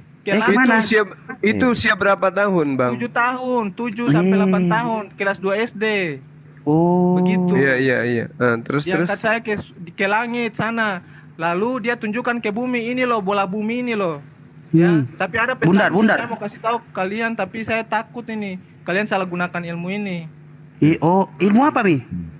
Ini pesan Tuhan, kalau saudara mau kaya. Nih, kalau saudara mau kaya bagaimana caranya? Kerja keras. Segala kuasa di bumi, jika engkau meminta dalam namaku, aku akan berikan kepadamu. Walaupun itu kerjaan tak tidur setiap hari, bisa jika kayak gitu. Bisa. Apapun terjadi. Nah, ilmu sintu gendeng. Minta hanya dalam nama dia, maka akan terjadi. Dalam nama Yesus. Oke, itu mimpi kedua. Mimpi ketiga. Itu saya doakan yo. Iya, mimpi ketiga. Ketiga hari saya tidak mimpi lagi. Apa tiba-tiba Raffi Ahmad? Sebentar, Cinadeng. Apa Raffi Ahmad? Kenapa Raffi Ahmad? Saya pernah coba. Saya doakan itu Raffi Ahmad. Terus waktu itu dia masih berpacaran dengan Yunisara. Saya kasihan sama dia. Saya berdoa. Gara-gara dia. Dengerin. Saya berdoa untuk Tuhan Yesus. Tuhan coba carikan dia itu pasangan yang baik, yang sepadan dengan dia. Makanya dia dapat itu istrinya sekarang. Jangan dengan Yunisara. Saya mendoakan supaya dia dapat penghasilan, supaya dia bisa lebih kaya. Saya loh. Begitu juga Asa Halilintar. Mungkin Anda tidak percaya. Saya yang kelepas sih. Kalau Anda mau saya doakan juga bisa. Jadi cuman 2 kali bermimpi, 2 kali saya mimpi. Hari ketiganya saya minta Tuhan, kalau benar-benar engkau itu, tunjukkanlah wajahmu yang asli, yang sesungguhnya. Di malam ketiga bukan lagi mimpi, tapi beliau datang kepada saya pada jam 9 malam. Dalam bentuk jam apa, 10 malam. Dalam bentuk apa itu? Gimpe. Dalam bentuk manusia, masa burung elang? Mana tahu kan pernah datang dalam burung merpati, saudaraku. Dia manusia. Oh, dia datang boleh, sebagai tapi- manusia. Iya. Pakai baju apa? Waktu itu baju, wow, apa itu yang panjang ke bawah itu ya? Oh, surban. Berarti enggak pakai Kurang sepatu. Udah saya nggak lihat sepatunya, tapi itu baju yang menutup dia itu panjang dari bahunya sampai kaki seperti apa ya? Duster. Sayap ya, seperti apa? Aduh, mau dibilang jas ya, jas panjang gitu yang kalau kita lihat di mode-mode fashion itu panjang sekali jasnya. Ada itu biasa film vampir. Oh, kurang tahu itu. Ini wajah Yesus yang ditunjukkan. Tapi dia terus? tidak berkata-kata, dia hanya tunjukkan wajahnya. Karena saya mintakan, tunjukkan wajahmu Tuhan. Kalau benar-benar engkau sudah mimpikan saya 2 kali. Saya tidak Mirip mau Bang lagi Suman ada- enggak? Oh enggak, wajah beliau seperti orang bule. Tapi rambutnya pendek, tidak berjenggot, tidak berkumis. Yang datang kepada saya. Iya, Bukan Jejak Ceng. bukan di orang di Maluku beda sama orang bule, jadi kita Iya, tahu katanya. beda James sekali. Bond. Orang yang datang itu, nah di situ kemudian saya karena Dipersingkat, saya Bang Kristo, percaya nih dipersingkat. Tuhan, saya tidak mau berkomunikasi dengan ini walaupun di situ banyak orang, karena saya waktu itu masih SD, saya bantu orang tua saya berjualan ya, berjualan di pasar malam. Tapi ya. dia datang dalam keadaan nyata ya, bukan mimpi Iya, lagi ya. nyata, bukan mimpi lagi. Weh. Nah, bukan Apa mimpi dia lagi. bilang? Dia ngomong Dia apa, tidak Bang? bilang apa-apa, tetapi bukti bahwa dia datang itu awan langit itu tiba-tiba berubah berkumpul menjadi wajahnya seperti Lihat yang tadi daftar saya dulu. lihat. Maka saya yakin itulah Tuhan. Itu Enggak awan ditawarkan berubah, minum atau berubah. apa gitu? Ya? Anggur Enggak asam. ditawarkan minum atau apa? Oh enggak. Des. Saya tidak berkomunikasi karena saya Ya. cuma minta wajahnya. Kalau Lagi lihat betul-betul daftar nih, ini jangan-jangan Tuhan, mesin saya yang hilang tolong ini. tunjukkan Iya, wajah iya. Anda. Iya, Ini lagi langsung. buka daftar. Terus gini, Poin terakhir. bagaimana Bang Kristo? Terakhir gini, sabar Bang. Terakhir gini, Anda menceritakan ini bertemu dengan Mesias berarti ya. Iya. Lalu bagaimana Anda menyikapi sikap kami sebagai Muslim ketika membaca kitab saudara pada waktu itu, jika ada orang berkata kepadamu, lihat ada Yesus di sini atau ada Yesus di sana, jangan kamu percaya. Beda, kalau itu saya sudah rasakan sendiri saat ini banyak yang mengakui mereka pengikut Kristus, tapi dalam hatinya mereka memakai roh-roh kelabang, roh-roh lalat biru, roh-roh Apalagi putih roh kelabang. untuk Itu malasa ya, itu malasa ya, yang kayak kayak kurang ini. Ale Bang Handi, Pak Ibang Handi itu malasa, Bro Kelabang, manrasan. Udah. Bagaimana Saya bisa lihat matanya. Kalau matanya itu ada roh kelabang, itu saya bisa Bes, tahu. Saya bes. cium baunya. Bes. Saya bisa cium manusia itu dia dari Bes. kelabang atau bukan. Karena saya cium baunya. Baunya langsung masuk ke hidung saya. Nah sekarang pertanyaan terakhir dari saya sebelum saya tidur. Apa mukjizat yang Anda punya selain dapat melihat Tuhan? Yang setelah yang Anda rasakan sekarang. Nah, Oke, contohnya. banyak sekali. Nah, Ya, yang silakan. pertama untuk Lari, Raffi Mas, Ahmad ya. Saya pernah juga berdoa untuk Atta Halilintar. Saya pernah juga berdoa untuk Atta Halilintar. Saya pernah berdoa, saya gempa Aceh tahun 2004, saya pernah malamnya saya sudah dapat penglihatan gempa Aceh. Pagi harinya saya nonton di berita itu gempa Aceh gitu. Saya heran setengah mati. Saya mimpi ada banjir besar. Kemudian pagi hari keluar di berita, lu ini gempa Aceh. Padahal saya sudah malam sudah lihat itu gempanya. Seperti di gempa di Nusa Tenggara Barat juga, di NTB saya terkaget. Ada pendengaran bilang Pertanyaan gempa. terakhir dari saya, pertanyaan terakhir. Pada saat COVID, Anda pakai masker juga? Oh tidak, karena saya yang minta COVID untuk turun membasmi seluruh manusia di sini. Saya yang minta dari Cina COVID itu. Oh, jadi sebenarnya COVID itu datang karena Anda yang minta? Iya, saya yang minta. Oh iya sudah. Udah pasti. Sudah lihat daftar tadi, Gerunda. Hati-hati loh teman-teman. Ini yang hilang Kalau aku nih. Anda berdoa untuk meminta kekayaan, saya boleh kasih. Tapi kalau Anda berminta untuk yang lain-lain, hati-hati. Oh, jadi COVID kemarin Anda yang minta? Iya, saya yang minta. Oh iya. Tapi banyak orang yang mati, banyak orang Kristen juga mati gara-gara COVID, gara-gara Anda berdoa. Kenapa bisa begitu? Apa-apa. Berarti Anda jahat. Oh enggak, di mata Anda saya jahat, tapi ada rencana Tuhan di situ loh. Loh, itu bukan rencana Tuhan, rencana Anda. Anda yang meminta supaya COVID turun. Banyak yang bertobat dari COVID itu loh. Banyak penglihatan untuk orang Kristen yang bertobat dari COVID itu loh. Ya, tapi Anda jahat. Anda menurunkan COVID. Bertahun-tahun orang tidak bisa kemudian keluar. Ada apa nih? Ada apa nih? Nah, Anda waktu COVID kalau keluar rumah Anda tidak pakai masker. Di Maluku kurang ada COVID, tidak ada. Saya dari Maluku, di sini tidak ada COVID. Semuanya Jadi keluar dibatasi. Anda tidak pakai masker. Tidak pakai masker. Kita hanya mengikuti protokol kesehatan bahwa keluar bawa masker, berkerumun harus pakai masker. Masker Tapi tidak pakai di sini tidak celana ada juga. virus. Tidak pakai masker. Tapi ikuti protokol katanya. Iya, tetapi kita kan kerja di bank harus itu ikuti protokol pemerintah. Tetap wajib pakai masker ke kantor. Seperti itu. Tapi Berarti pakai, virusnya iya. tidak masuk sampai di sini. Kristo, abang lagi sehat. Anda mau percaya silakan, tidak percaya saya tidak paksa. Udah Iya. saya sudah Itulah lihat. kuasa Cocok, Allah yang maha cocok. tinggi dalam Yesus. Mampu mas saya. Mampu mas. Ya, kalau Kristo, kamu akhir-akhir ini pernah ada mimpi baru nggak? Nomor berapa? gitu kira-kira? Mimpi baru ya. Saya Iya, mau coba. sampaikan Rusia. Iya. Saya mau bilang Buset. Rusia kalau banyak Rusia. dia mau menyerang Israel, saya akan turunkan gempa bumi itu loh. Buset. Iya, saya nyatakan Gimana, sekali apabila seperti Turki dan Oke, Pakistan terus. juga saya minta Ntar untuk dulu gempa Theo, bumi itu biar loh. Theo. Ya. Artinya kamu mendukung yang mana nih? Enggak, saya mendukung, tapi kalau mereka sudah banyak terlalu berlebihan, saya minta untuk kuasa Tuhan turun untuk menghancurkan itu. Menghancurkan siapa? Senjata nuklirnya itu. Menghancurkan siapa? Nuklirnya yang akan menghapus membumi menghanguskan manusia ini. Jadi saya minta untuk Maka harus genaplah dihancurkan yang negaranya diwahyukan. sendiri. Kalau Iya, mereka Kristo. benar-benar mau Diarahkan pakai kemana senjata Bang itu. Kristo? Itu Kristo, nuklirnya Kristo. diarahkan kemana? Kristo, Iya. kita minum toh? Oh, enggak. Saya tidak pernah mulut maki, saya tidak pernah mengolok-olok orang. Iya. Saya Tapi rutin aja kita minum. Enggak, saya tidak pernah minum. Dari kecil Ini saya obat, dilarang oh, mulut pantas. maki. Belum selesai pertanyaanku yang Saya pernah kedua. saya tidak maki-maki orang. Dilarang Enggak. keras. Makanya Update. mereka bilang saya lebih baik Kristo. masuk pastor daripada Kristo, ada update terbaru mimpi ada nggak? Seperti apa? Update terbaru. saya bukan peramal. Kalau Anda minta saya langsung bikin. Saya langsung Oke. Bisa Tapi nggak kalau kau saya mau bisa nggak kau pindahkan Gunung Gamalama? gimana yang kau mau? Kau mau bikin meledak? Janganlah meledak, pindahin aja ke mana kayak gitu. Bisa nggak? Nggak ada tujuannya gitu. Kalau mau ke pindah untuk tujuannya apa ya? Buat saya rekreasi biar lebih dekat dari kampung saya Mau kampung abang di mana? di Sulawesi Selatan. Di sebelah mana? Di dekatnya Parepare? ini pantai. Iya, Parepare dekat pantai. Nah gini saja bang, bang mau ndak orang Parepare sejahtera? Dan gimana Biar saya caranya? turunkan Suruh emasnya. jual cakar. Nah saya turunkan emasnya. Kalau mau ada orang yang bisa menghasilkan tambang dari daerah anda. Oh, gimana ceritanya? Gimana Bina?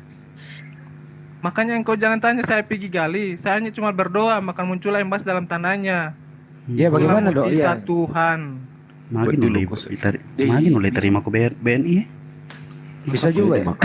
Jadi sekarang Saya kamu bukan Kristo orang masih gila. Saya ini kerja di bank loh. Iya, Orang makanya. aneh-aneh. Iya, Anda makanya, sudah Bang. menganggap saya gila. Enggak, Bang. Mimpi Enggak, Bang. kapan cairin kur tanpa anggunan nggak kapan? Oh bisa.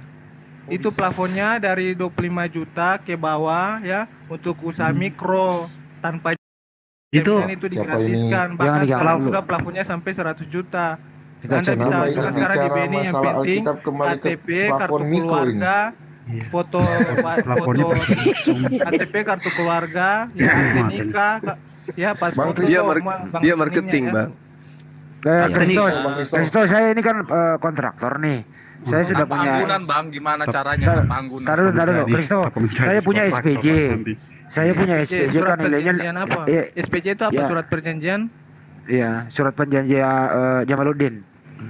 SPJ, Jadi- surat Jadi saya nilainya surat perintah kerja SPK Oh, SPK. surat perintah ya. kerja. Oh iya, proyek Ah. ya, betul Iya. tender proyek ya, Ah. betul. Nilainya Oke. 5 miliar. Terus bisa nggak saya masukkan di bank kamu begitu? Terus saya Kalau kredit dapat modal. proyek, kalau kredit proyek di BNI itu ada di cabangnya, ya bukan di KCP ya, di cabang. Itu mungkin Oh, ada aduh. fasilitas yang bisa memenuhi kebutuhan anda gitu. Nggak Kalau jadi kita dong. di KCP. Tapi kalau pakai kita jaminan di rekening KCP, nggak? Pakai jaminan rekening nggak, harus ada Kriston? agunan. Agunannya harus ada seperti sertifikat tanah, sertifikat bangunan yang bisa Jaminan rekening? sebagai jaminan. Kalau sertifikat deposito bisa. kalau sertifikat mualaf bisa nggak? Sertifikat mualaf. Oh, enggak masuk dalam ketentuan dan aturan BNI. Enggak masuk itu. Nggak masuk. Tadi kenapa ada namanya Jamaluddin disebut, ha? Mage Musafi Jamaluddin, ha? SPJ. Surat perintahnya Jamaluddin. Awas jangan kau salah bicara kau Kristo. Ada punya BNI di situ. SPJ kan? Surat perintahnya Pak Jamaluddin. Kristo, siapa nama kepala cabangmu, Kristo? Jangan salah bicara. Kamu malah percaya. Ada petinggi. Kenapa? Ada petinggi malah BNI di percaya situ. ke Jangan SPJ. kau salah bicara Kristo. Dia di cabang pembantu dia. Kalau saya di KCP. Iya, tahu KCP di kamu. kabupaten. KCP kamu. Bapak ini, Bapak Supri Wijaya di sana kepala cabangnya daerah sana. Ih, Super Wijaya. Sekarang kan Pak Alexander kamu mau mancing ya? Alexander namanya. Alexander itu kepala cabang daerahmu. Iya. Kepala cabang pusat itu namanya Supri Wijaya Haryanto. Wijaya. Oh, yang di pusat ya. Iya. Iya. Coba kau tanya siapa namanya. Enggak usah lah, lanjut. Kalau ATM saya hilang, Kristo, kalau ATM saya hilang, bagaimana Minta caranya? laporan. Ya cari. Cari Bang Andi. Enggak, minta nikah sama Kristo. Kehilangan di Hai, kepolisian. Minta surat dulu keterangan kehilangan di kepolisian, bawakan KTP Anda, ATM Anda, atau identitas lainnya untuk melapor ke CS-nya untuk diproses ATM kembali. Walah, Kalau Bu. ATM bisa ditemukan. Promosi lah, hilang. Jelas Kalau ya. bukunya, Ini kalau bukunya promosi. juga hilang, gimana? Ya itu minta surat keterangan dari kepolisian dulu bahwa buku rekening Anda sudah hilang, baru dilaporkan ke CS untuk. Cuman kehilangannya, Kristo. Entar dulu, Pak, entar dulu. Cuma waktu kehilangan itu saya lagi mimpi. Gimana itu? Oh, kalau cuma mimpi ya bukan hilang. Kalau itu DL itu DL. Derita lu. Itu doang derita lu. Ketawa dia. Teman-teman, saya cuma mau mencari apa ya, di akhir zaman itu nanti seperti apa melalui agama Muslim dan Kristen. Jadi saya memperdalam iman terus, walaupun saya kerja di bank, saya tidak lupa akan kewajiban kita sebagai manusia harus bertakwa kepada Tuhan Yang Maha Esa. Jadi Tapi walaupun bulan apa pekerjaan kita, jangan lupakan doa juga. Iya, Kristo. Namanya Muslim, jangan lupa berdoa. Kristo, targetmu bulan ini baru masuk 74%, gimana? Oh, luar biasa. Iya toh? 74% kan tinggal 20 berapa persen lagi sudah 100% itu. Tapi menurut lanjut diskusi. ya, ntar terakhir lagi nih. Itu prediksi saya yang datang kau sakit gigi loh. Menurut prediksi saya. Itulah dalam nama Yesus tidak ada sakit-sakitan padaku ya. Sesuai penglihatan itu, sesuai Ini penglihatan saya loh ini. Penglihatan ya Anda tahu itu kalau memang ada, tapi saya sudah tolak dulu itu. Biar saya Bisa beraktivitas. dilawan itu Bang Andi lewat Tolak mimpinya, dia. bisa dilawan dia. Iya, mungkin Lewat mimpi mimpinya. saya. Itu nuklir aja dia bisa perintahkan kok. Maaf ini. Semangat ya Pak Kristo ya. Covid aja dia yang suruh Teman-teman turun. juga semangat ya. Itu COVID itu siapa yang hentikan? Kristo. COVID siapa yang hentikan? Ya, memang kalau sudah waktunya selesai, karena saya berdoa juga sudah terlalu banyak korban jiwanya. Itulah kau. Aduh. Itulah kau. Itulah kau. Kristo, saya ini butuh pencerahan, Kristo. Saya butuh pencerahan. Saya mau nanya. Malas. Ya. Saya sangat tertarik dengan argumen Anda tadi ya. Dan saya justru mau bertanya karena saya ini mau memperkuat iman kekristenan saya dan saya rasa Anda ini bisa. Ya, jadi saya mau bertanya. Makin kuat dah. Di Mimpi saya akhir zaman nanti itu sering disebut oleh para pendeta akan ada 7 tanda kedatangan Yesus Kristus. Nah, kira-kira Bang Kristo, kalau saya dengar dari tadi, berarti Bang Kristo paham nih masalah 7 tanda kedatangan Yesus Kristus yang kedua kali. Kira-kira apa itu Bang Kristo? Karena saya belum jelas soalnya. Kalau 7 tanda saya kurang tahu ya, tetapi kalau yang saya tahu itu nanti di akhir zaman itu akan muncul seorang penyesat. Siapa namanya? Dia akan perusak Di akhir itu, zaman kuasa akan perusak muncul tidak seorang di penyesat. dalam Alkitab tidak diceritakan itu siapa dia, namanya siapa, tetapi ada seorang yang nanti akan memimpin dunia ini dan Dajjal dibawa kepada jurang kerusakan dunia. Seperti itu. Itu di Ya, mana itu? Tertulis di mana-mana itu? tidak akan normal seperti kita, di mana ada peperangan yang luar biasa, di mana ada kejahatan saling membunuh, sudah tidak hidup lagi kita seperti normal sekarang. Itu tertulis kekuasaannya, di mana itu, dia akan memimpin Kristo? dunia ini. Ya. Tertulis di mana itu, Kristo? Di Biar saya bisa Alkitab. baca. Iya, di kitab yang di dibaca mana itu? Di kitab akhir zaman, Anda bisa baca di kitab Daniel dan juga di Matius. Kristo, Mengenai kuasa perusak. Kristo, saya pernah mimpi diseruduk gajah. Itu kira-kira apa yang terjadi ya? Gajah balik seruduk. Menurut feeling kamu apa ya? Kalau itu bukan dari kuasa saya, karena kalau yang mimpi saya mengenai babi berubah menjadi raksasa itu santet ya. Ada orang yang menyantet saya. Jadi ketika saya minta dalam nama Yesus untuk mencakar babi itu bukan cuma mati langsung, tapi dia berubah lagi menjadi raksasa. Assalamualaikum warahmatullahi wabarakatuh. Sahabat-sahabat, bagaimana menurut sahabat? Apakah kita tutup atau kita lanjut? Mengerikan soalnya, sangat-sangat mengerikan. Saya jadi, waduh, bahaya ini. Jangan-jangan dia Dajjal. Gimana? Kita tutup aja ya. Ya, kayaknya pasien ini. Kita tutup aja, kita gimana nih? Kayaknya pasien ini, sia-sia waktu kita ini. Ini sepupuan sama Luga. Iyalah, kita tutup ya, ngeri kali. Tutup aja ya. Gimana kawan-kawan?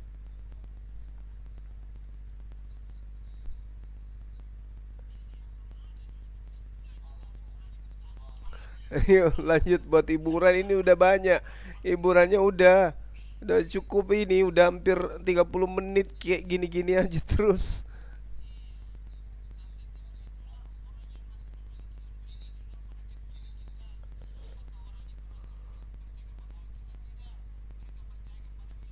Oke, ada yang mengatakan tutup ya, ada yang mengatakan lanjut. Ya, silakan. Saya 5 itu menit. yang harus kita perangi. Nah, silakan. Aduh, muter-muter. Bang Kristo ya. Beda kalau kita ini orang beriman. Kalau ilmu-ilmu itu sudah tidak beriman. Tapi ada orang Kristen saat zaman sekarang masih pakai ilmu-ilmu itu, makanya itu yang kita Jangan harus bicara lawan. Kristen, bicara individu. Sekalipun dia Kristen, jangan kau bicara Kristen. Kalau kau bicara Kristen berarti sudah dengan dirimu itu yang kau sebut. Dengan dirimu itu yang kau sebut. Dengan dirimu itu yang kau sebut. Tapi saya tahu saya berasal dari rohnya Allah.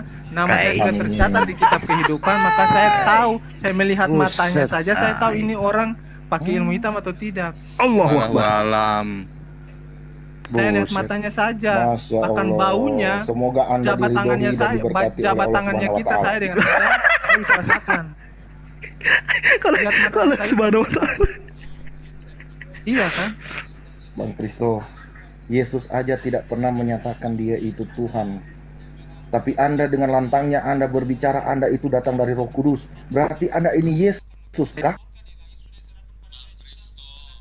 Bukan, saya tidak punya kuasa. Itu untuk tanda Saya akhir beda zaman, dengan maka akan Yesus. datang Yesus seseorang yang menamakan mengampuni dia dosa itu manusia, bukan juru saya. selamat. Saya bisa berkata-kata dan saya bisa berkuasa karena kuasa surga di langit sudah diserahkan pada saya juga. Kristo. Karena saya adalah anak Allah juga. Tapi Di saya room tidak punya ini, kuasa kita untuk pengampunan dosa. mati-matian membantai adanya Tritunggal. Sekarang Bang Kristo malam ini di room mengaku bagian dari Tritunggal. Luar biasa Anda Anda. tidak paham ya. Kita anak-anak Bagaimana Tuhan, anak kami Allah harus juga. memahami Anda? Sementara Dalam konteks jelas-jelas kita sebagai dengan Kristen, lantang kita orang Anda Kristen, bagian anak-anak dari Allah. Tritunggal itu Anda sendiri. tidak mau sudah. percaya silakan, Kalau- saya tidak paksa. Mati-matian Kita orang kita. Kristen, kita anak-anak Bagaimana Allah. membantah Tritunggal itu? Kalau orang Jawa bilang Menyatakan sakaremula. Tritunggal Kristo. Sakaremula, Terserah sing Anda, penting Anda podo punya wae. iman seperti itu, saya tidak memakai. Untuk harus percaya kepada saya. Sedikit biar Bang Kristo paham. Yang Anda tadi lawan bicara itu, dua-duanya itu beliau itu Kristen sama seperti Anda, Bang Kristo. Saya Katolik saya. Oh, saya juga Katolik. Oh, Katolik. Saya Protestan. Innalillahi wa inna ilaihi raji'un. Sampai aku nemu Saya Kristen. Katolik juga. Ini bikin rusak Katolik ini. Ada lain ini Katolik dua ini. Astagfirullahaladzim katanya. Katolik itu Banyak dapat orang yang sudah pelajaran dari melenceng mana dari kau Tuhan ini? kita ya. Subhanallah Kristo ceritamu. Sungguh tergugah saya. Iya. Terlalu. Orang Katolik banyak bermujizat tidak? Orang Katolik banyak bermujizat tidak? Banyak pastor. Kau tinggal Orang di yang mana? mau lulus pastor harus banyak mujizat loh. Hah? Orang yang lulus pastor harus Orang banyak yang mau lulus mujizat. zaman dulu. Kristo, kau Iya, percaya zaman nggak? dulu orang Kau percaya nggak? Saya dari sini, ya. Saya cuma doa hati kudus Yesus. Kau bisa keplanting di situ. Kau percaya nggak? saya percaya bahwa kuasa, tapi kuasa itu tahu siapa saya gitu. Masa Yesus mau membunuh anaknya Yesus sendiri dalam nama Kau Yesus? tinggal di mana, Nggak Kristo? mungkin. Kau Saya di Katolik? Maluku. Paroki apa di Maluku? Santo Matias, Somlaki. Sudah lama Tanimbar. kau di Santo Matias? Oh, saya sudah lahir di baptis kok dari Katolik. Iya, maksudnya sudah lama kau di Santo Matias. Iya, enggak waktu apa? Saya kan orang tua saya kan PNS pindah-pindah kabupaten. Oh. Jadi saya Makanya mengikuti bersyukurlah orang tua saya kau tidak masuk di paroki saya waktu saya masih frater diakon. Kalau umat saya yang kayak kau, udah saya tendang dari dalam gereja kau. Oh, di mana itu Bapak di paroki mana itu? Tuh. Saya itu bersama dengan Pastor Wilhelmus Tome. Kau paham itu? Oh, iya. Yang dibilang-bilang frater paling dana ini saya ini. Cuma bersyukur kau ketemu dengan saya sekarang, saya sudah bukan seorang frater. Oh.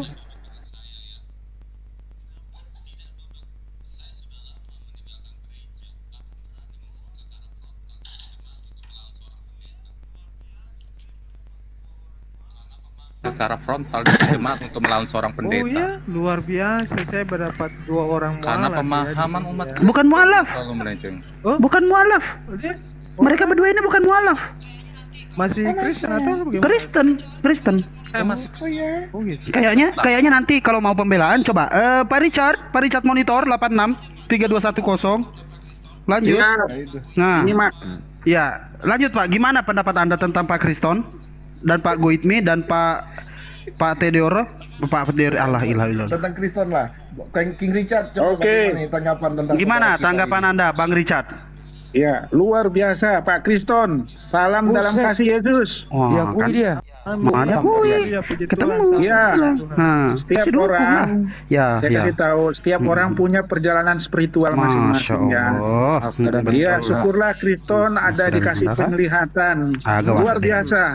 Agak wasen, Deng. Tidak Agak wasen. sembarang Si orang cocok seperti tuh. Kriston bisa dapat penglihatan seperti itu. Masya Allah, 11 ini. Makremeto kan? Iya. Sangat luar biasa. Anu kode. Jadi sangat Pak. inspirasi. Sangat luar biasa. Gini, saudara-saudara. Siap. Saya juga punya penglihatan. Pernah mimpi. Pernah juga seperti mimpi. Kriston. Di Saya usia bisa berapa, berbagi? Bu? Silakan Bisa Pak. berbagi sedikit? Bagi Pak, bagi. Oke, bisa. Pokoknya ya seperti Maaf. Pak Gowit dengan Pak Theodore itu bisa dikuatkan dalam Yesus. Asik. Oh. Dan bisa Pegangan. mengakui kembali Yesus adalah Tuhan. Pegangan Pak Goit B. Luar biasa. Pegangan. Oke, jadi saya cerita begini. Saya waktu itu masih SMA ya, mau masuk perguruan tinggi. Ya, saya sudah lulus SMA ini ya. Saya di Timor Leste di sana. Ya. Ya. Masih Timor dulu, belum Ya, betul. Timor Leste. Ya kan? Saya sementara tertidur terus didatangi suatu cahaya. Suatu cahaya, ya, dengar nih. Ini kisah nyata ini. Saya udah dengar ini, Pak. Ya, oke. Terus dia bilang, Richard, bangunlah engkau. Saya kaget. Saya memang merasa seperti tertidur terus terbangun. Ikro, enggak. Seperti ada cahaya. Apa ini? Saya kaget. Ya. Terus dia bilang, bangunlah engkau, ikutlah aku. Saya kaget, ikut aku. Mau zikir. Ini. Saya langsung berpikir begitu kan? Datang di acara Ya? dunia lain ya. Saya kaget. Kok cahaya di mana orang-orang di sekitar saya ini? Saya di mana ini? Iya, iya. Ya kan? Baru cahaya itu bercahaya, mukanya nggak kelihatan, ya. Lampu sorot, lampu sorot, lampu sorot. Ya pokoknya begitulah, seperti lihat lampu sorot lah begitu, jadi cahaya begitu. Dia bilang, bangunlah, ikutlah aku. Enggak silau, Pak. Apakah engkau Tuhan? Tapi waktu itu enggak silau, Pak. Ya? Waktu itu enggak silau. Ya silau lah. Oke, silau karena cahaya kan. Terus dia bilang, saya bertanya, apakah engkau Tuhan? Dia bilang, iya, aku adalah Yesus. Lu kayak Paulus. Dia bilang, Yesus. Aku jadi, wah, apakah saya sudah mati nih? Saya katakan begitu kan. Apakah saya sudah mati nih? Tidak. Engkau tidak mati. Saya panggil engkau untuk supaya ikut. Saya akan memperlihatkan suatu tempat yang penuh dengan kesesakan. Wah, berarti saya mungkin mau dibawa ke neraka ini, ke tempat yang penuh dengan kesesakan kan? Kaget saya. Apa saya betul saya sudah mati ini Tuhan? Dia bilang tidak. Saya hanya memperlihatkan kau suatu tempat yang penuh dengan penderitaan. Wah, saya kaget, jiwa manusia saya seperti apa itu ya? Kok seperti betul-betul ini saya apa mati ini mau dibawa ke neraka? Ya kan? Tiba-tiba angin datang, ya kan? Saya tertiup angin, terbawa ke cahaya itu. Cahaya itu mengikut juga.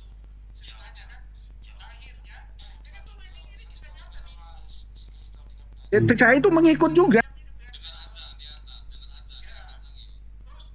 Cahaya itu mengikut juga. Ya kan, saya terbawa di suatu tempat di atas seperti di luar angkasa begitu ceritanya kan. Akhirnya, dengar dulu ini kisah nyata nih. Si Kriston ini kan, ini kalau dengar yang mirip dengan dengar Kriston. azan di atas, dengar azan di atas langit. Terus lihatlah di bawah itu. Saya kaget, wah ternyata seperti gunung. Ini cerita dongeng ini kayaknya. Togaring asing nih. Udah ya, ngeri ya. Dengar kayak gitu udah senggokong. Ong edan kui bebas mau ngomong apa terserah. Aduh, udah ya kawan-kawan. Aduh, menghayal kayak gini, aduh parah ini. Ternyata mereka punya kenangan-kenangan yang aneh-aneh semua ini. Udah ya. Ya udah kita tutup ya. Terima kasih atas kebersamaan saudara-saudara kita semua. Insya Allah besok kita akan jumpa kembali. Atas kebersamaan Anda sahabat-sahabatku, semoga menjadi rahmat dan berkat pada hidup kita semua. Sehingga kita dijauhkan dari cara-cara beragama seperti yang dipraktekkan oleh mereka. Itu kok cerita-cerita kayak gitu, kayak cerita di karang-karang semua ya. Kalau tidak karang ya offside. Ujung-ujungnya kesaksian menurut saya kesaksian aneh gitu, dan tidak rasional. Baik sahabat, terima kasih. Kita tutup ya. Terima kasih dan mohon maaf yang sebesar-besarnya. Subhanakallahumma bihamdi asyhadu an la ilaha illa anta astaghfiruka wa atubu ilaik. Salam tauhid, salam satu Tuhan, jayalah Islamku, jayalah Indonesiaku. Assalamualaikum warahmatullahi wabarakatuh. Yang lu temui itu siapa? Santai aja, Yesus. kita ini santai aja, sama dengan Pak Kriston, ya kan? Bentar dulu, saya nanya dulu. Nanya, itu yang bawa kamu itu Yesus. Santai aja bos. Nah, itu yang bawa kamu Yesus atau bukan? Kan inspirasi dari cerita Pak Kriston nih. Ada seperti itu kan? Baru ngasih orang ini. Aduh.